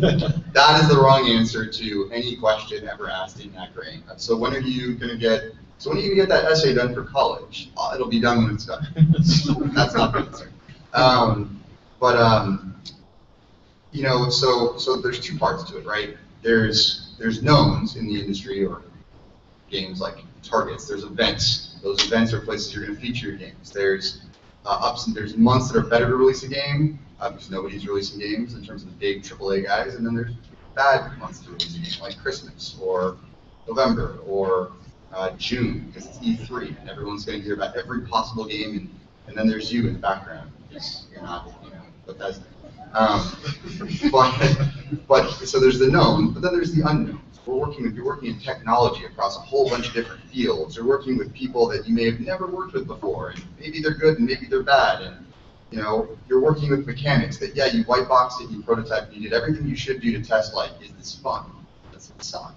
But you know, actually how it all works together, like that completely, like how easy that is depends entirely on how many things you're trying to do here. So you need to think on both. When you start thinking on both planes, like what would be good goals to hit if you could, but you know, and then realistically, like how many variables can you start wrapping into what you're doing before it really becomes dangerously difficult to expect that you can actually finish any of this. When you start saying if everything goes right, and if a magic elf lands that has magical character modeling abilities, and if the waters part and I'm able to get into Sony Studios and present it the day that I finish, then we can release it in October. That's when you want to maybe start walking back to pictures. You know, and even in my industry, we have very, very similar sort of things. We put up with sometimes things in our book that we're really not that happy with, or that weren't optimal. Well, they don't sound. Yay, not optimal. For instance, I'll give you an example from the last book I worked on. We just got done wrapping up a thing called Monster Codex, and it's a big old book of various monster stat blocks and some of the more traditional tribes and game mechanics and everything else. And it had this ghoul section. And when I was troubleshooting the art order with my publisher and my creative designer, we had this ghoul bat that was going to be this new monster. And they pointed out right away, oh, we already have a ghoul bat in this book. Well, in FMA, there's so many damn monsters, and it's all like, but in the comic book we had a ghoul hound, right? And he really wants to write our book, so we art director, art director, and say, change this to this, and then we got the sketches, and I'm like, oh, that's that, you know, go back. Is it windy and hot? Yeah, Sarah was changed, and then the still we need to get this book out there. And so what we ended up doing is it's got the ghoul hound, but we had enough room for 2 stat blocks. In Pathfinder parlance as an right? And so we were able to do something cool there. It's like, well, we just don't want to do the cool crap we did before. What we want to do is development.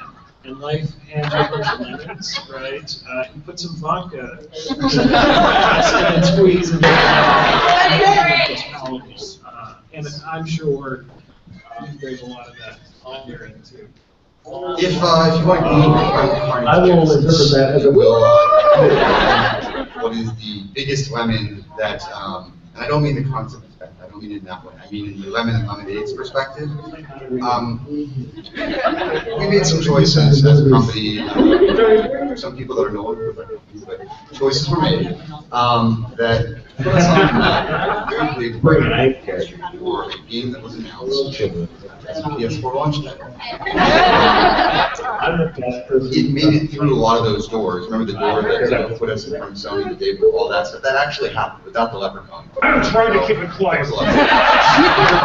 Things that shouldn't happen in weeks of time, that should take months or 6 months to happen that quickly. There's reasons that they should happen. It wasn't a lot of things that were taken on faith and again, someone's not shown.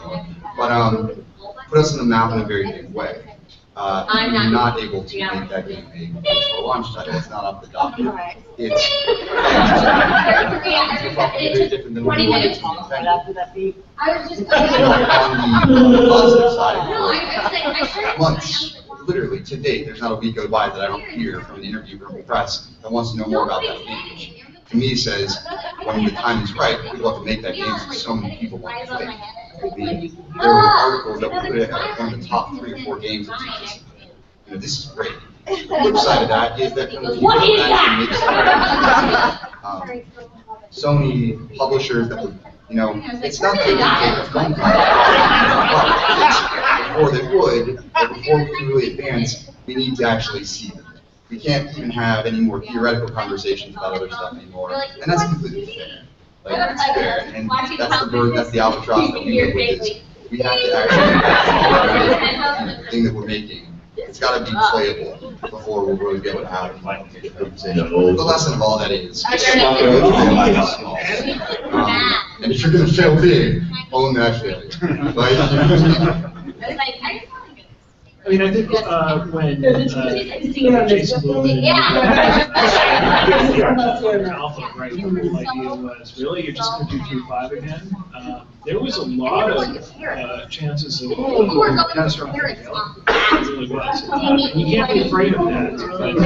But let's say in an alternate timeline after you fail, then you just got to pick yourself back up and go, okay, I'm going to do this. Yeah, I'm a very big sort of live in the moment person. Oh, okay.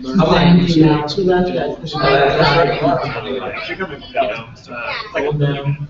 Yeah, you take longer for the road. And the best possible. And in any sort of game design and development, you have to be able to embrace that strategy. If you're going to get very crippled by the time you're done. The thing is, innovation doesn't come from having a fear of failure. You really have to be able to go out and take those chances, go down paths that you may have to backtrack later. You know, you didn't even suspect. Tulsa, they're Something open really awesome. structure, three-way, like right in the middle of downtown. So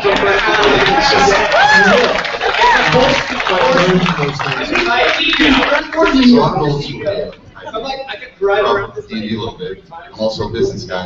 What I would say to something that's the best way to it's not a thorough understanding. Understanding from a numbers perspective. And I think when I say numbers, I mean in the same way that we can craft the characters, the percentage hit, all that, the dice rolls, all that. You can think about a project the same way, with every imaginable variable that would be relevant to what you're doing as a chance of success or chance of failure. And the more that you actually know what those things are, the better you have success.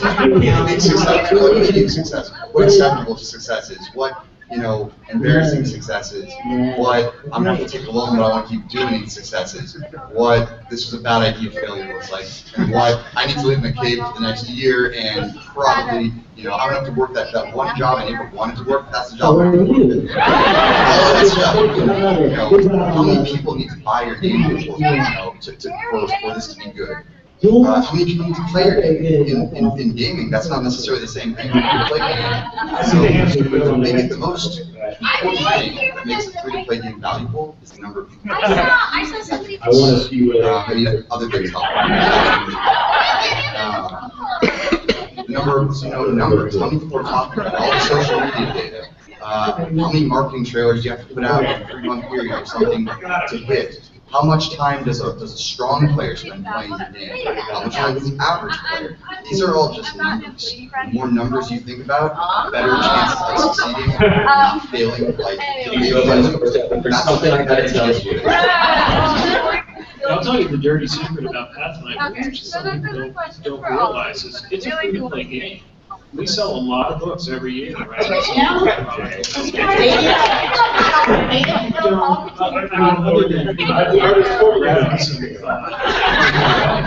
You don't have to pay a cent to play. It's all free online. Or your characters in any way with straps. And we have a shift question. Right out the gate. SRD, you see pretty much anything you want. Yep, and I use the SRD and everything. I can grab my book. There's so many apps out there straight to that SRD. And the real reason behind Pathfinder's success is we just have a bunch of people. They're here playing it at this show. We just wrapped up Paizo Comics, where we had folks come from all over the world. They become a couple. And so computer game is really easy to know how well, depending on your platform, how many people are playing a game. For us, we just organize play reports of the play, right? That's just a small fraction. We can go a little bit on book sales, but we just know that there's a ton of sales are good, or other sales are good, and people just keep on sending us, and there's a bunch of people on the message board telling us when we do free things and we'll screw up. You want a lot of people to play your game. And do everything you can to make sure that many people want to play your game, get to play your game. Until the judge says, of course, you live in a cave. Yes. Right. Well, if you're in the cave, nobody knows you're there because nobody plays your game. Right. I often say, the hardest, like, in my opinion, with specifically the skills that you can do when you can probably putting on. It's combination of all possible planning things. It's business, it's art, it's promotion, it's things, it's coordination, it's fail or upset, and what you're actually doing is on somewhere. That's any game, that's any project, that's any business, getting to do something and showing other people I can make otherwise done. And in the same way that, like, folks that put on TNT don't look and go, how many people showed up, and that's the only basis of love. Okay, that's the only thing they learned was it was good, this many people showed up, and bad. They're looking at everything, or they're looking at lots of things. How many people attended different panels? How many tickets sold? How many big tickets? Every single thing, every element. How many volunteers did we need? Was that enough? Something like this, which has 7,000, 8,000 people. You know, easy of MMOs where you can have tens of thousands or hundreds of thousands. You can learn just as much if you know what you're looking to learn. If you don't spend time learning about what you should be learning about, if you don't build in some cases things like mapping, I don't like where this is going. what you're being, why had 5,000 people playing in 1 month, and why drop to 100?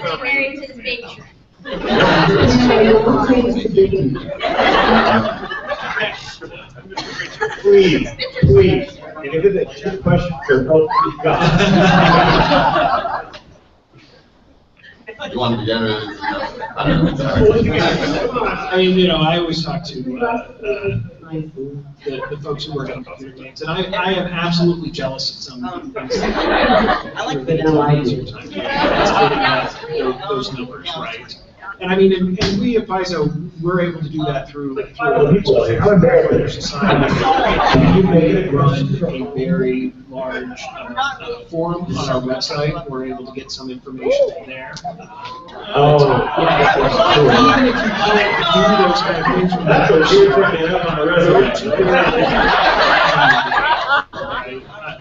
a lot of times you'll develop a game and you have this idea.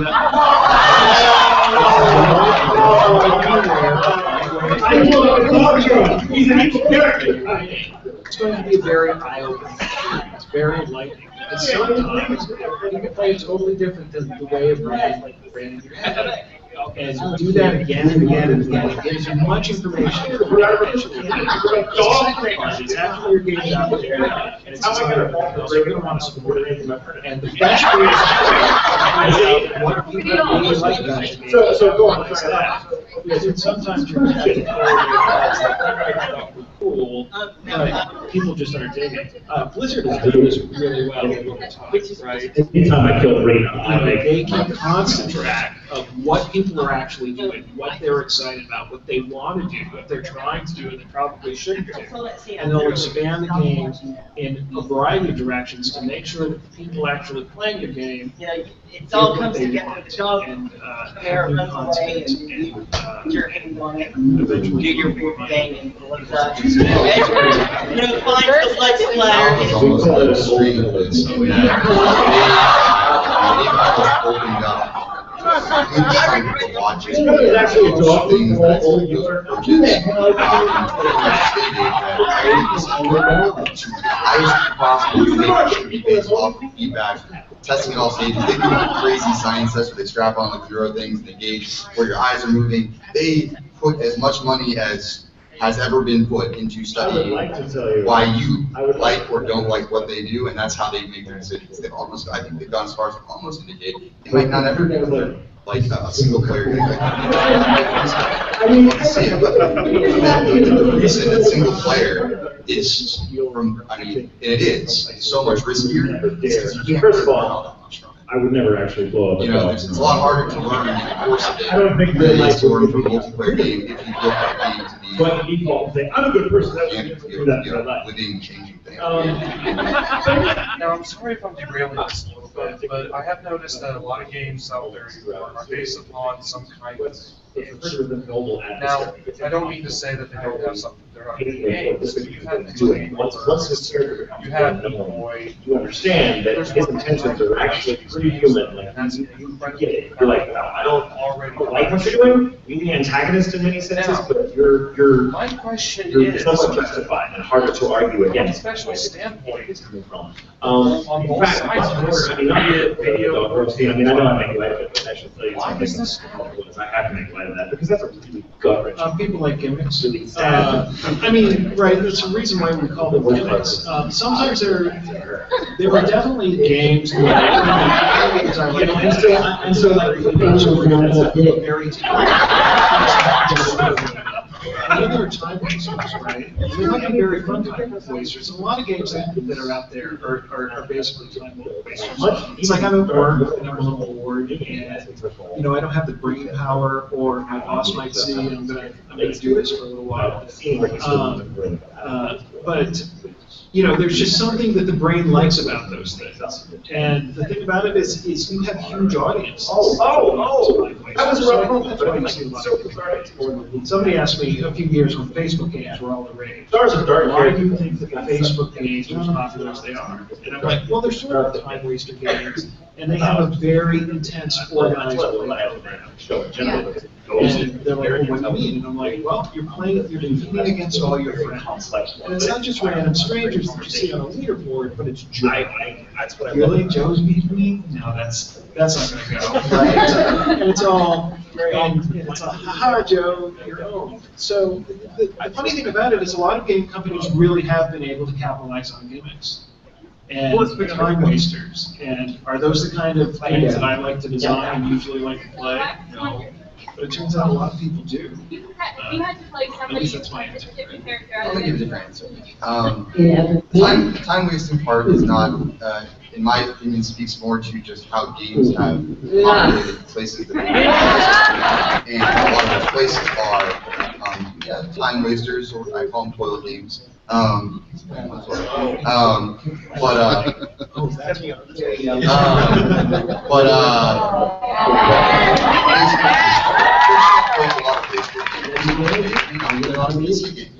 there were Facebook games, they didn't play them. They maybe didn't play many games.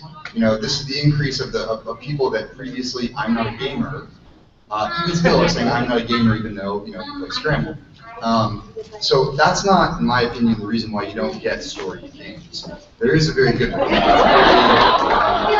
it's a very unfortunate one, but it's true, is that you don't play stories. You play games.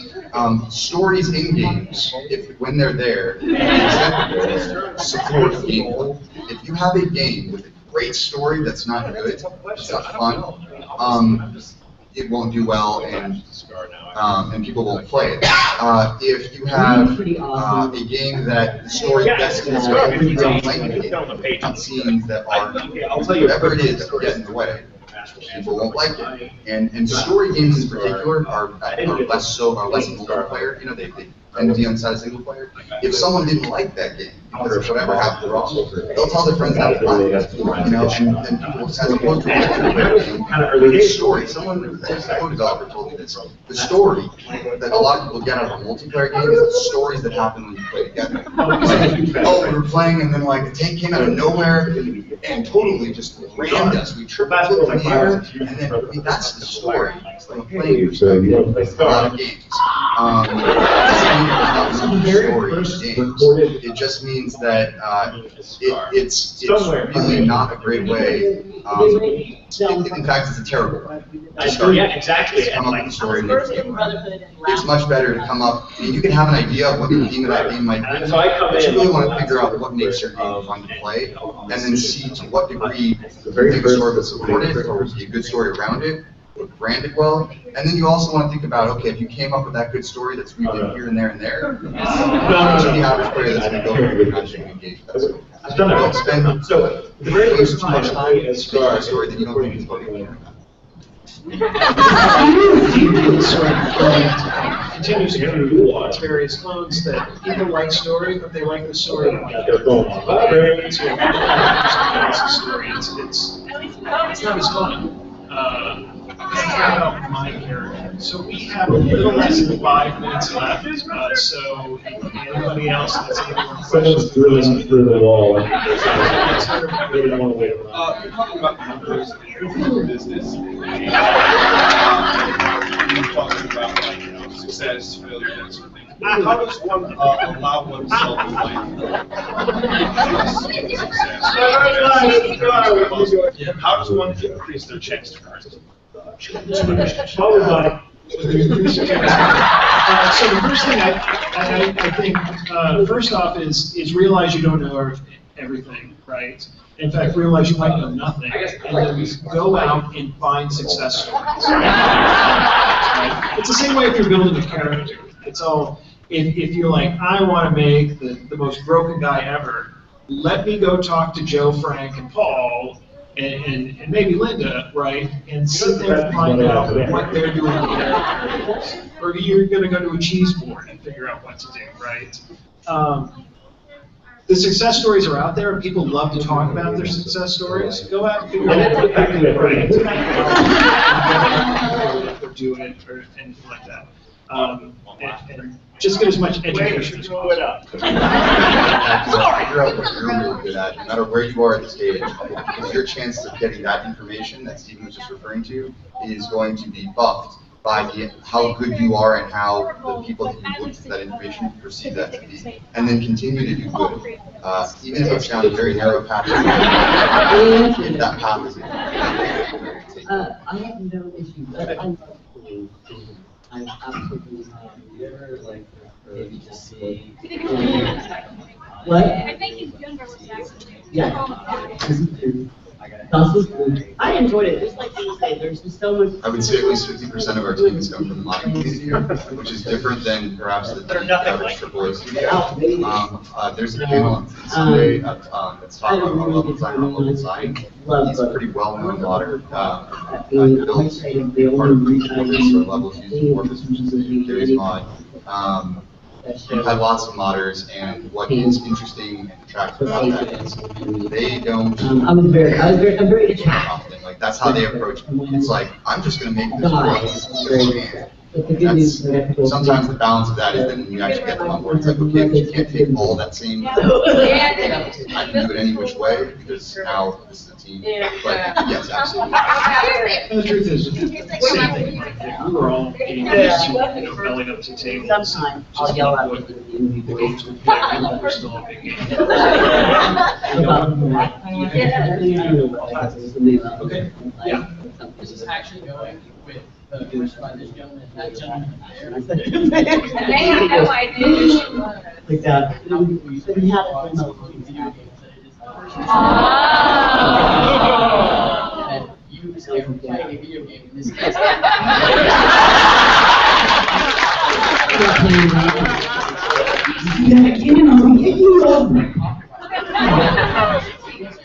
Their own publicity by doing so.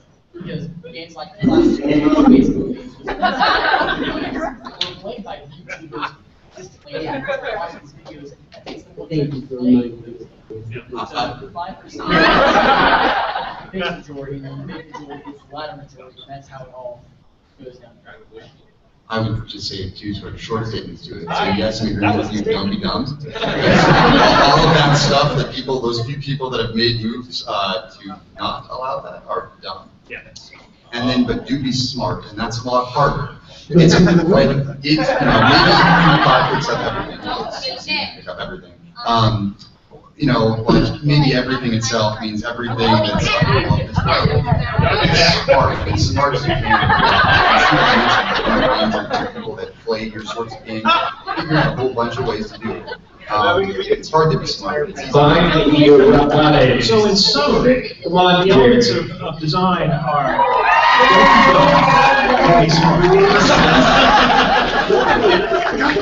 Thank you very much.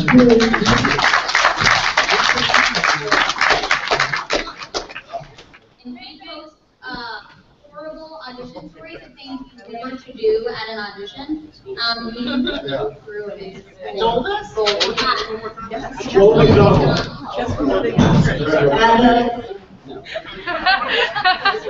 Remember the receptionist's name. Remember the receptionist. You hear an echo? Yeah. So what's he doing? Actually, turn him up like here. Just a little bit. Or you just watch it? Or you watch it. Hi, I'm Terry.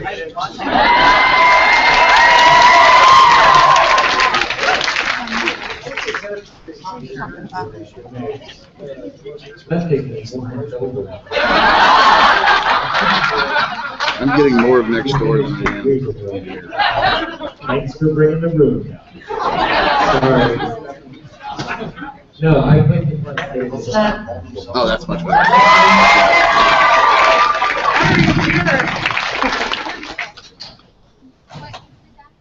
Jill have just the two? Yes. I could probably go see if I could get a third one. If you're a fan, don't let them know. Cover that one. I'll shout. I can project. I can shout. I can do. No, you guys So are the. you get both of them. This is you since I was 5.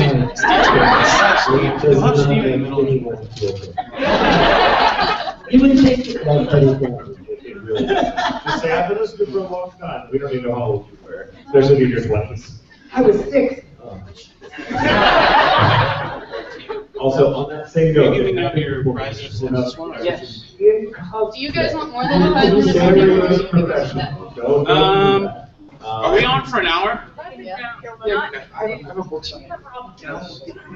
Well, seriously, you have to know that. There are more. We're on for an hour, then we're until 5, so I think we're good. think it's an hour. According to the schedule, it's an hour and a half, but. Is it an hour and a half? Right, I mean, Okay, what time would you like to know? Whatever. We have to get to like 51st and Bingo. Oh, back that, yeah. Kill it So at 5. it's gonna take us, it's gonna take us a long time to get there. Oh, that's gonna. 5 minutes to 5 would be wonderful. Okay, 5 minutes. That's why I was like, really? There's an hour and a half? So 4 to 5. Yeah. I'll wait that show whenever there's. After an hour, people are just gonna start getting bored. Yeah. Maybe. Thank you. They're like half our thieves. This is gonna be a fun one for me. I'm a horror podcaster. Nice. Are you doing any episodes this weekend? On the very front of the book. We actually haven't done a podcast in about a year. There you go. Because. If you go, you go, what do you want me for? I don't know what you're thinking for. Pick 3 characters that are completely different from each other, especially with your first edition. Oh, cool. Show as big of a range as possible. Because if you don't Yeah, get the like horror film is just kind of going down the before, crap. at least they'll go, oh my god, So I we can kind have the of, we're changing our format to comment. whenever a good horror movie comes out. Otherwise, it's a comic book. But I would think there'd be some good shows and games. I think That's what we're doing. We're I think where you really expanding start getting the really rich stories now, or not necessarily on the big screen, the small screen, like TV shows, comics. Independent comics is awesome. Did you think that what I was saying was actually worthwhile? What? When do we officially start? In your voice. Because first of all, the animator hosting. Yeah. So we're kind of starting. They come. Well, anyway, I mean, my point was, I think, yes, the silver screen is, still kind of the biggest draw, the biggest moneymaker. But I think where you get the really rich stories are going to be sort of all those alternative places to get stories. There's some awesome graphic novel stuff. Oh my god. I mean, maybe you shift your podcast to horror, but not necessarily. And then interview Steve so that he can promote his book on your show. Words. So yeah, we'll go ahead and get started. First off, we probably ought to introduce ourselves. Since we're kind of new. My name is Carlos Moreno. This is Steve Mix, and we've got Gerald Whelan here as well. Falcor Publishing is a pretty new science fiction fantasy publishing company here in Tulsa. To our knowledge, we're the only sci-fi and fantasy. By the way, he's Joe. Any other publishing company would love to meet them, but so far, we're the only ones that we know of. Yard Dog Press does a lot of business, but they're from Arkansas, so our first major release is called Goodbye from the Edge of the Earth, and it was written by Steve Mix. He's an author from California, so we flew him in this weekend to be with us here in Tulsa. And since this theme for this weekend is Undead vs. Humanity, we thought we'd talk about zombies for a bit. Okay. So thanks for coming. I kind of wanted to steer the direction of the conversation to sort of what the future of zombie culture and zombie stories might be. We're sort of familiar with, the zombies are going to be Funimation audition number 5. Did that. So what I think, I'm biased here because I published his book. Yes. What I think is really interesting about Steve Mix's book is that it brings in really rich cast of characters. And it just so happens that the zombies get in the way. So, what I kind of wanted to talk about for the hour was really what's the potential in the genre? Where can it go? Where can we take these stories further? So why don't we start off, maybe talk a little bit about how Winter Zombies came to you. He doesn't get to come back to you. I don't like using microphones. It's always important to remember that. It's important to be really, really comfortable. Because I think it doesn't matter how good you are. I just want to let everyone know that every time we refer to him, we call him Steve. Supervisors never gave me a Steve. I think you have to deal with rejection. You have to. Okay. Anyway, so my name is Stephen Mix, and It's not necessarily because you sucked or because you were terrible. It's just because when you're going into a microphone magician. I'm a disabled combat veteran. I served with the ASIC Airborne First and 5th. I had no control. Nothing you could have done. So I so long as you follow. Still getting used to this. Sorry, guys. I have a damaged frontal left lobe, damaged brainstem, back, neck, both knees, and one ankle messed up. And through all of that, like my memory was messed up, cognitive skills were messed up, but my intelligence was intact. So being a writer made sense, and that was always kind of what I dreamed about doing. And during that time, right after my injuries, I was kind of walking a little bit with a limp. And I don't know if it was the limp that inspired it or the traumatic brain injury, but oftentimes people write obsessions. And it'll be anything from collecting nickels to designing new stamps to piano music. The list is like walking through weird and pretty long. I've been here 40 times. You gonna catch me today? So during that time, I had designed a support group called the Zombies in the Rats Group. He was one of the first members. We became friends. He's from Oklahoma. It seems all my good friends live in Oklahoma, and you guys put on a show. So, like I said, a lot of times with my injuries, like about a year after I got out, I was having the usual soldier PTSD stuff, nightmares and everything else. And 1 year after I got out, all my nightmares shifted to these real sort of dark, just zombie and monster-filled things that were really fun. Like, they were fun. They were scary as all hell, but then they would always seem to work out in the end, and I would have a blast. And the first story that I wrote, the story, completely came out of those. It's completely something out of dreams. And I loved it. So, yeah.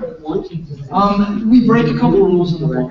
Zombies in my book aren't normal zombies. I can't do that. I think, and if there are purists here, I have to apologize to you. I understand that some of you are only fast movers. Some of you are only slow movers, and there's nothing in between. But I had to get crazy.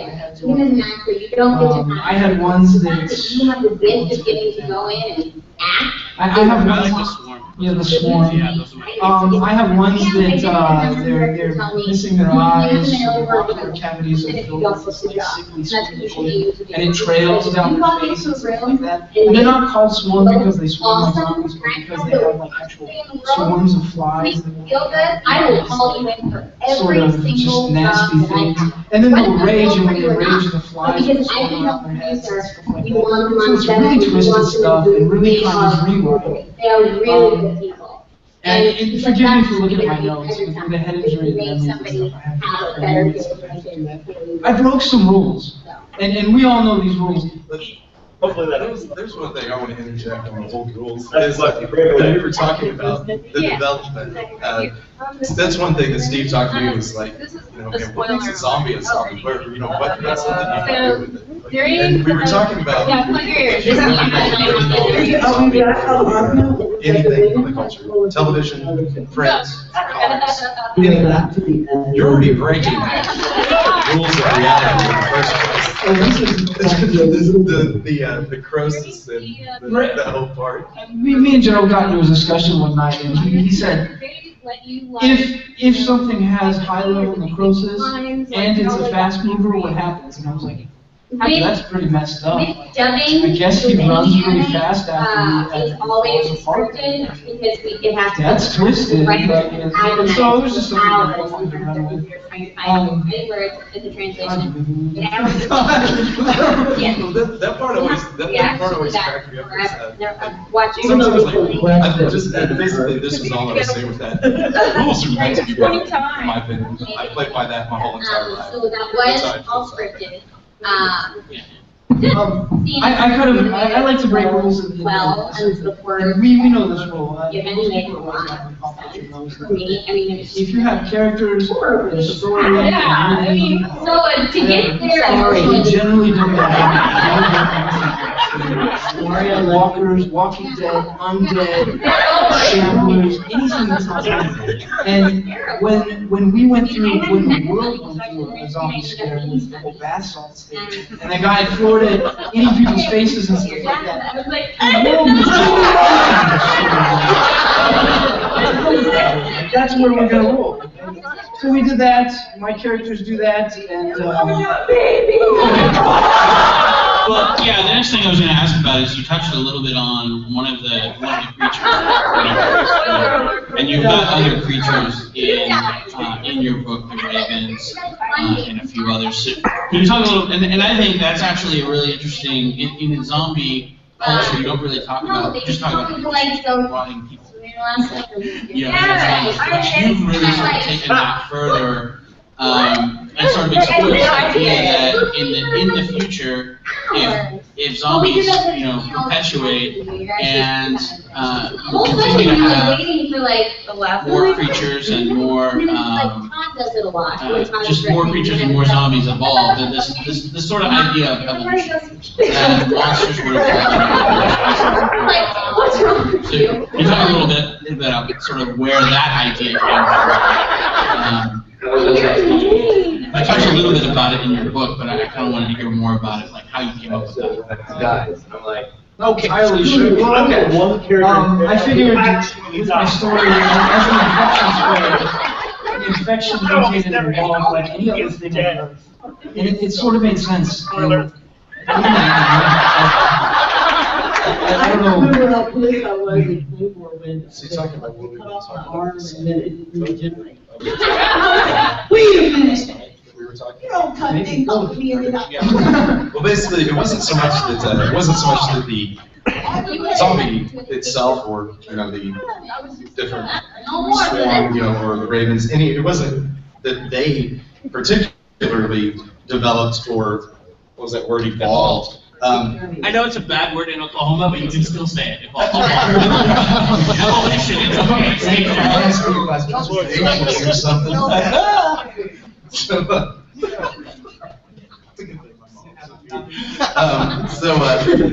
the one thing that we were looking at was there is he a neurosurgeon? Oh, you're talking about there's Dr. Bradley Wojtek. Yeah, and then there's also another one, and they describe the human brain. I'll let Steve go into this later because it's absolutely amazing. Okay, not to mention like terrifying. Like it really is. Dr. Bradley Wojtek is a San Francisco neurosurgeon who has mapped the zombie brain and become the world's leading expert on the zombie brain. Now, hang on, all of you in this room are going, "Whoa, zombies are not necessarily." He agrees. What he's done is he's taken all the data, which he's watched a lot of zombies, he's read a lot of zombie movies and everything else, and he's mapped out their behaviors with real-world issues with neurology, which touches close to home with me. Actually having brain damage.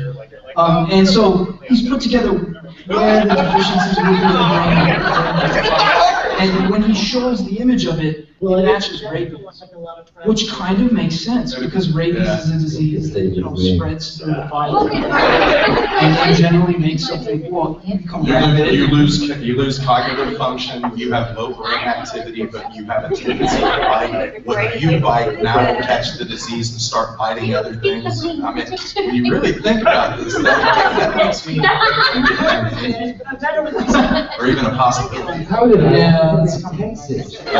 This guy spent all of this research, and when you think about something that is actually something we have seen, we have studied, we have the data, all of the scientific, the entire scientific world knows about it, and it comes down to something as terrifying as, whoa, we've already got something that, impedes brain function, and it lowers you down to this level, and then the whole biting thing, and then it spreads like it's kind of like really freaky. But where I took that idea, and this was trying to develop new characters, something new, something fresh, something that hadn't been seen, or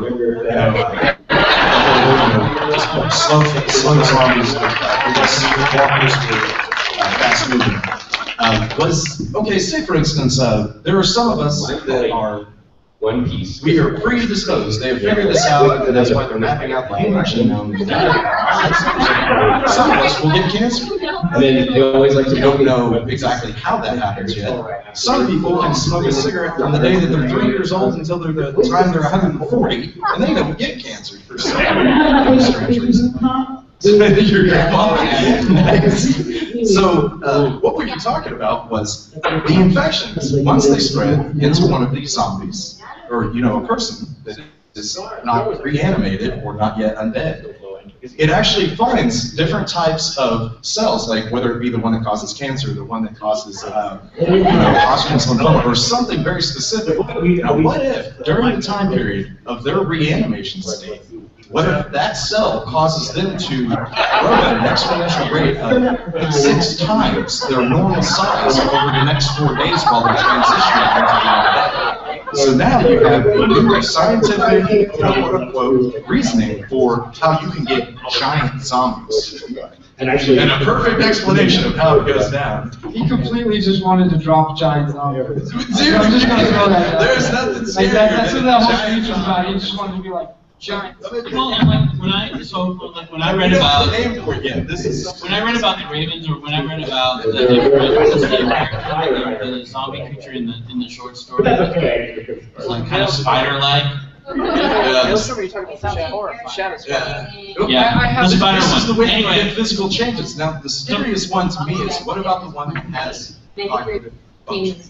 And I remember the direction was. But like one of the things that I thought of when I read about that was there's these like mold spores and like fungi and type of things that like infect insects. And so when they infect them, the insect will like grow all these like weird growths out of their bodies and like out of their heads and stuff. And so like that was kind of what I was thinking about when I read about these different creatures. Is like it's the idea of the evolution, something that infects a creature and then makes it into something different. Yeah, that creature is called a zombie man. I was so excited and my voice was so low. I was like, I'm gonna talk to everybody right now. Sound troll. It's twisted. But then Sorry. people were like, It did. Yeah, And that really, because I was like, where did they get this idea? I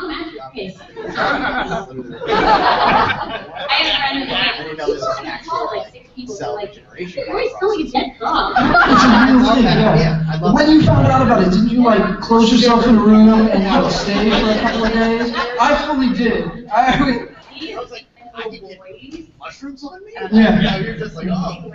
So one other thing I wanted to ask about that sort of takes the real and pushes it into the realm of the fictional is that the origin of both the word zombie and the concept of a zombie comes from Haiti, and it comes from the voodoo religion.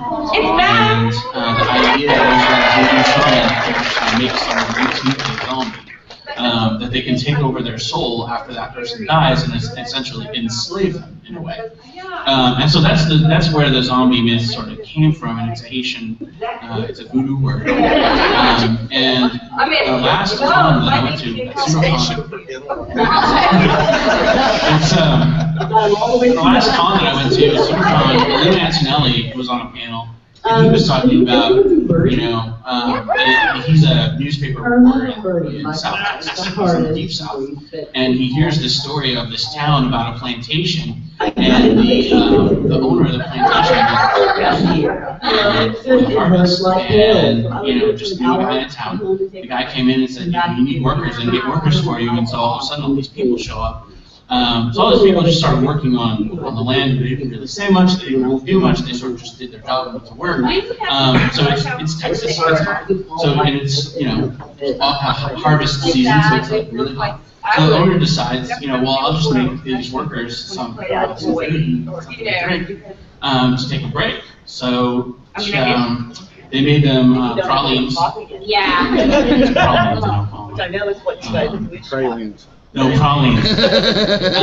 Pralines and some lemonade. But after all these workers ate the pralines, they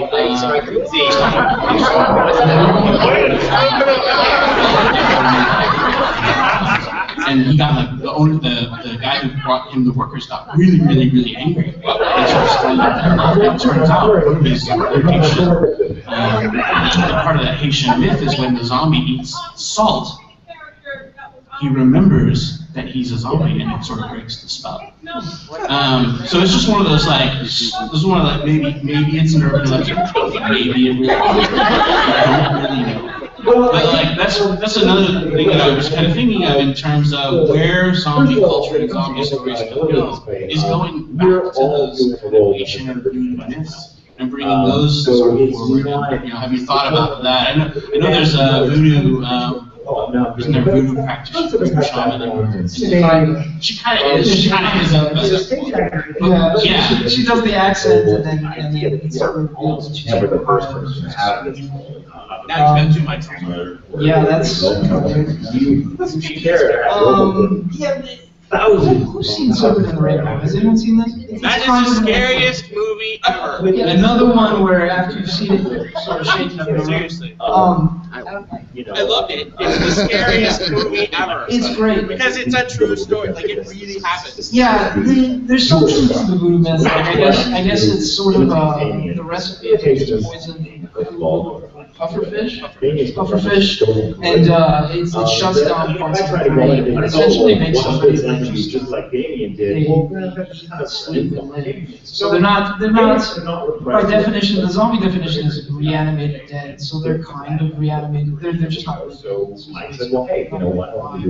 I don't think they're hungering for flesh. So how much time do we have left? And so Mike's like, well, you've got a similar range. Like, you don't really sound like each other, but you sound, your voice. Okay. Well, who likes free stuff? Why don't we open it up to questions, answers? I don't know. Throw it at them. Ask me a question. It's fun. I'll throw something. I have between stuff. So some zombies, some confused. They moved it from Canada to Texas, and I got it on a voice. I never read the release. Apparently, people will not believe you. Do you think it's zombie apocalypse before it happened? Well, Do you think it would be zombies like dead zombies, like Walking Dead, or do you think it'd be more like The Last of Us, where it's more like it's more like they go crazy? If you're asking my honest opinion, I think. Well, I don't know that the zombie apocalypse. Okay.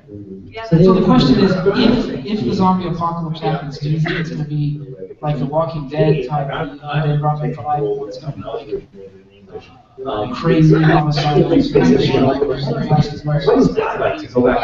Yeah, where you just go crazy and stuff. I think that scenario probably makes a lot more sense. But it makes a lot more sense because the rabies virus doesn't exist. And I love which one would I want? Imagine if rabies. Yeah. Which one would I want? I think I would want the undead one. Who wants to? I wasn't told. That's true. That's true. You want the boring answer?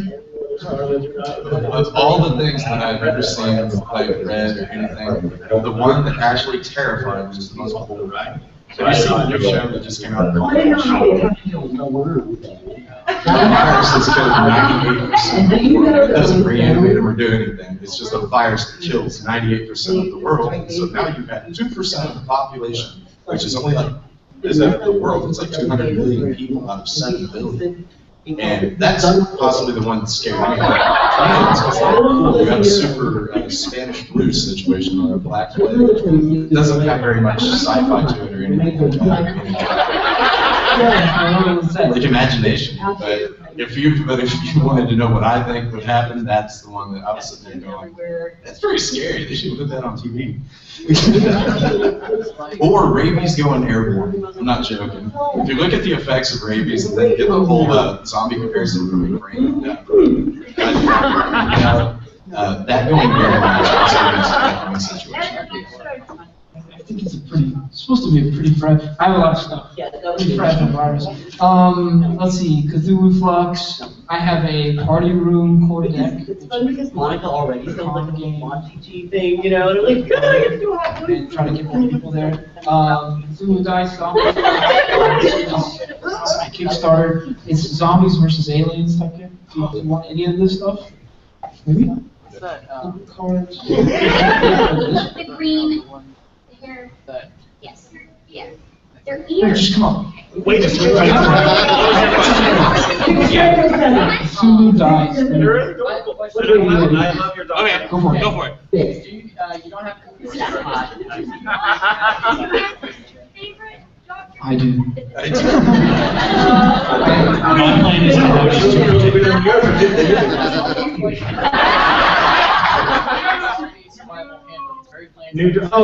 Max Brooks. Yeah, Max Brooks. Don't respect me. It's actually, that's actually a very good. See, the thing about Max, I've met Max Brooks. I really love that guy. He's I like some of the stuff he says, like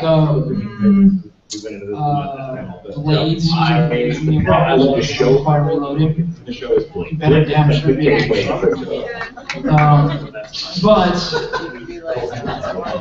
I don't know that I can follow it to the T. Here's my theory on it. If it ever happened, I would probably Episode of and this is back to new Doctor Who because I would already probably said stray from the cities.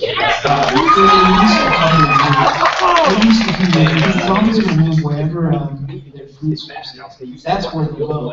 And the cities will just be attacked if they're right. So I would probably go to some place in the hills and try to maybe build a tree house or something and wait it out. But eventually the cities are going to have less population, or the cities are going to build up the walls enough to where they can protect themselves from it. And then the zombies won't be there, they'll start to spread out to the buildings, and then you're kind of screwed then. So my plan is stay away from the cities. But I'll never tell you which ones because like we're all buddies and like families, so like you don't get to learn someone you know. One thing that it was scratched on in there, but what do you think's the most terrifying part about zombie apocalypse? You and your friends are that very nice. Most terrifying part. It happens all the time. I mean, everything. Characters that you really wanted that you didn't see. Oh, yeah, that happened. Probably. There you go. That right there is the correct answer. The scariest part is you will see your fellow man and women killing each other over resources. Oh, you have a flashlight. And like, just play DayZ, and it's the Who's scariest. played DayZ? Has anyone here played that game? That game, somebody will murder you over a can of beans. I got every turn. My band-aids, and they left my blood. They took my band-aids and my feet. People will come up and they'll be like, oh, friendly. You're dead. Because you believe me when I say friendly. I like to say basically anywhere too. So that was fun. It's great. God, it's great. And then there's such a level of fear. then you really have to look at. Come get some. One of the other places where they scratched on that was The Walking Dead. The first episode, they stuck with it out trying to help themselves.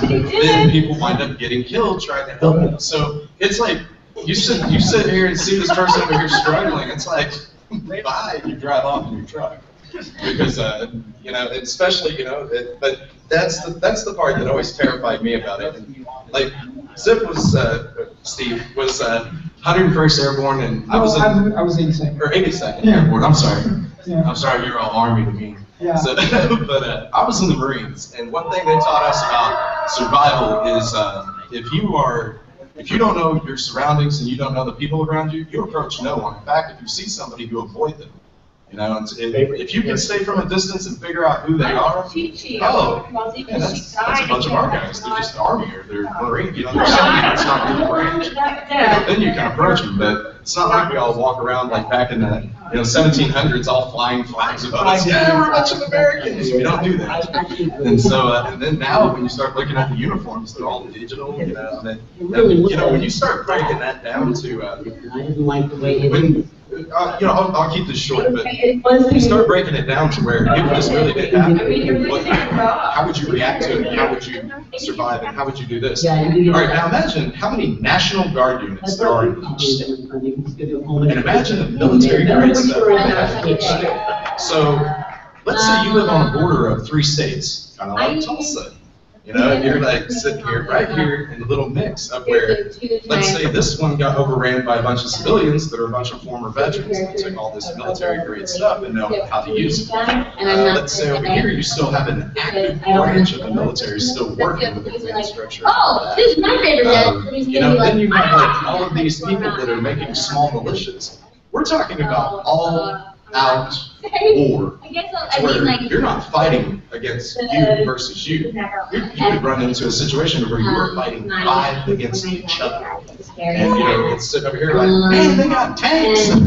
Oh crap, they've got cannons, or oh man, they've got 100 people with guns. They've got tanks. I mean, you have no idea. That's where survival, it would take on a whole new world, or a whole new definition, because unless you can get off this planet, actually, multiple times there's tonight, no I'm real really guide to what would actually lead you through a true survival. Stealing an aircraft carrier is my idea. You take the aircraft carrier, float it out to the middle of the ocean. A really big speech so you can throw down stealing an aircraft carrier.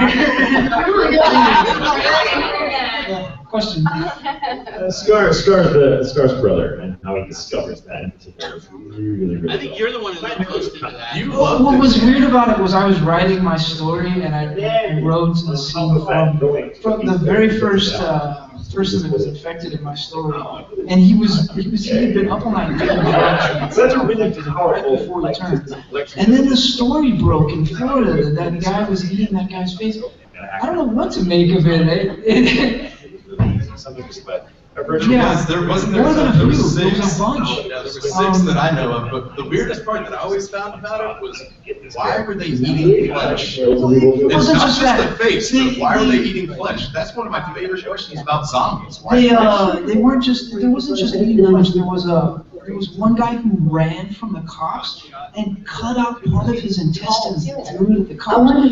First of all, here's the thing, this is true, not made up. If there's a guy, if I'm chasing a man as a cop on bath salts, and he throws his intestines at me, he is not going to win.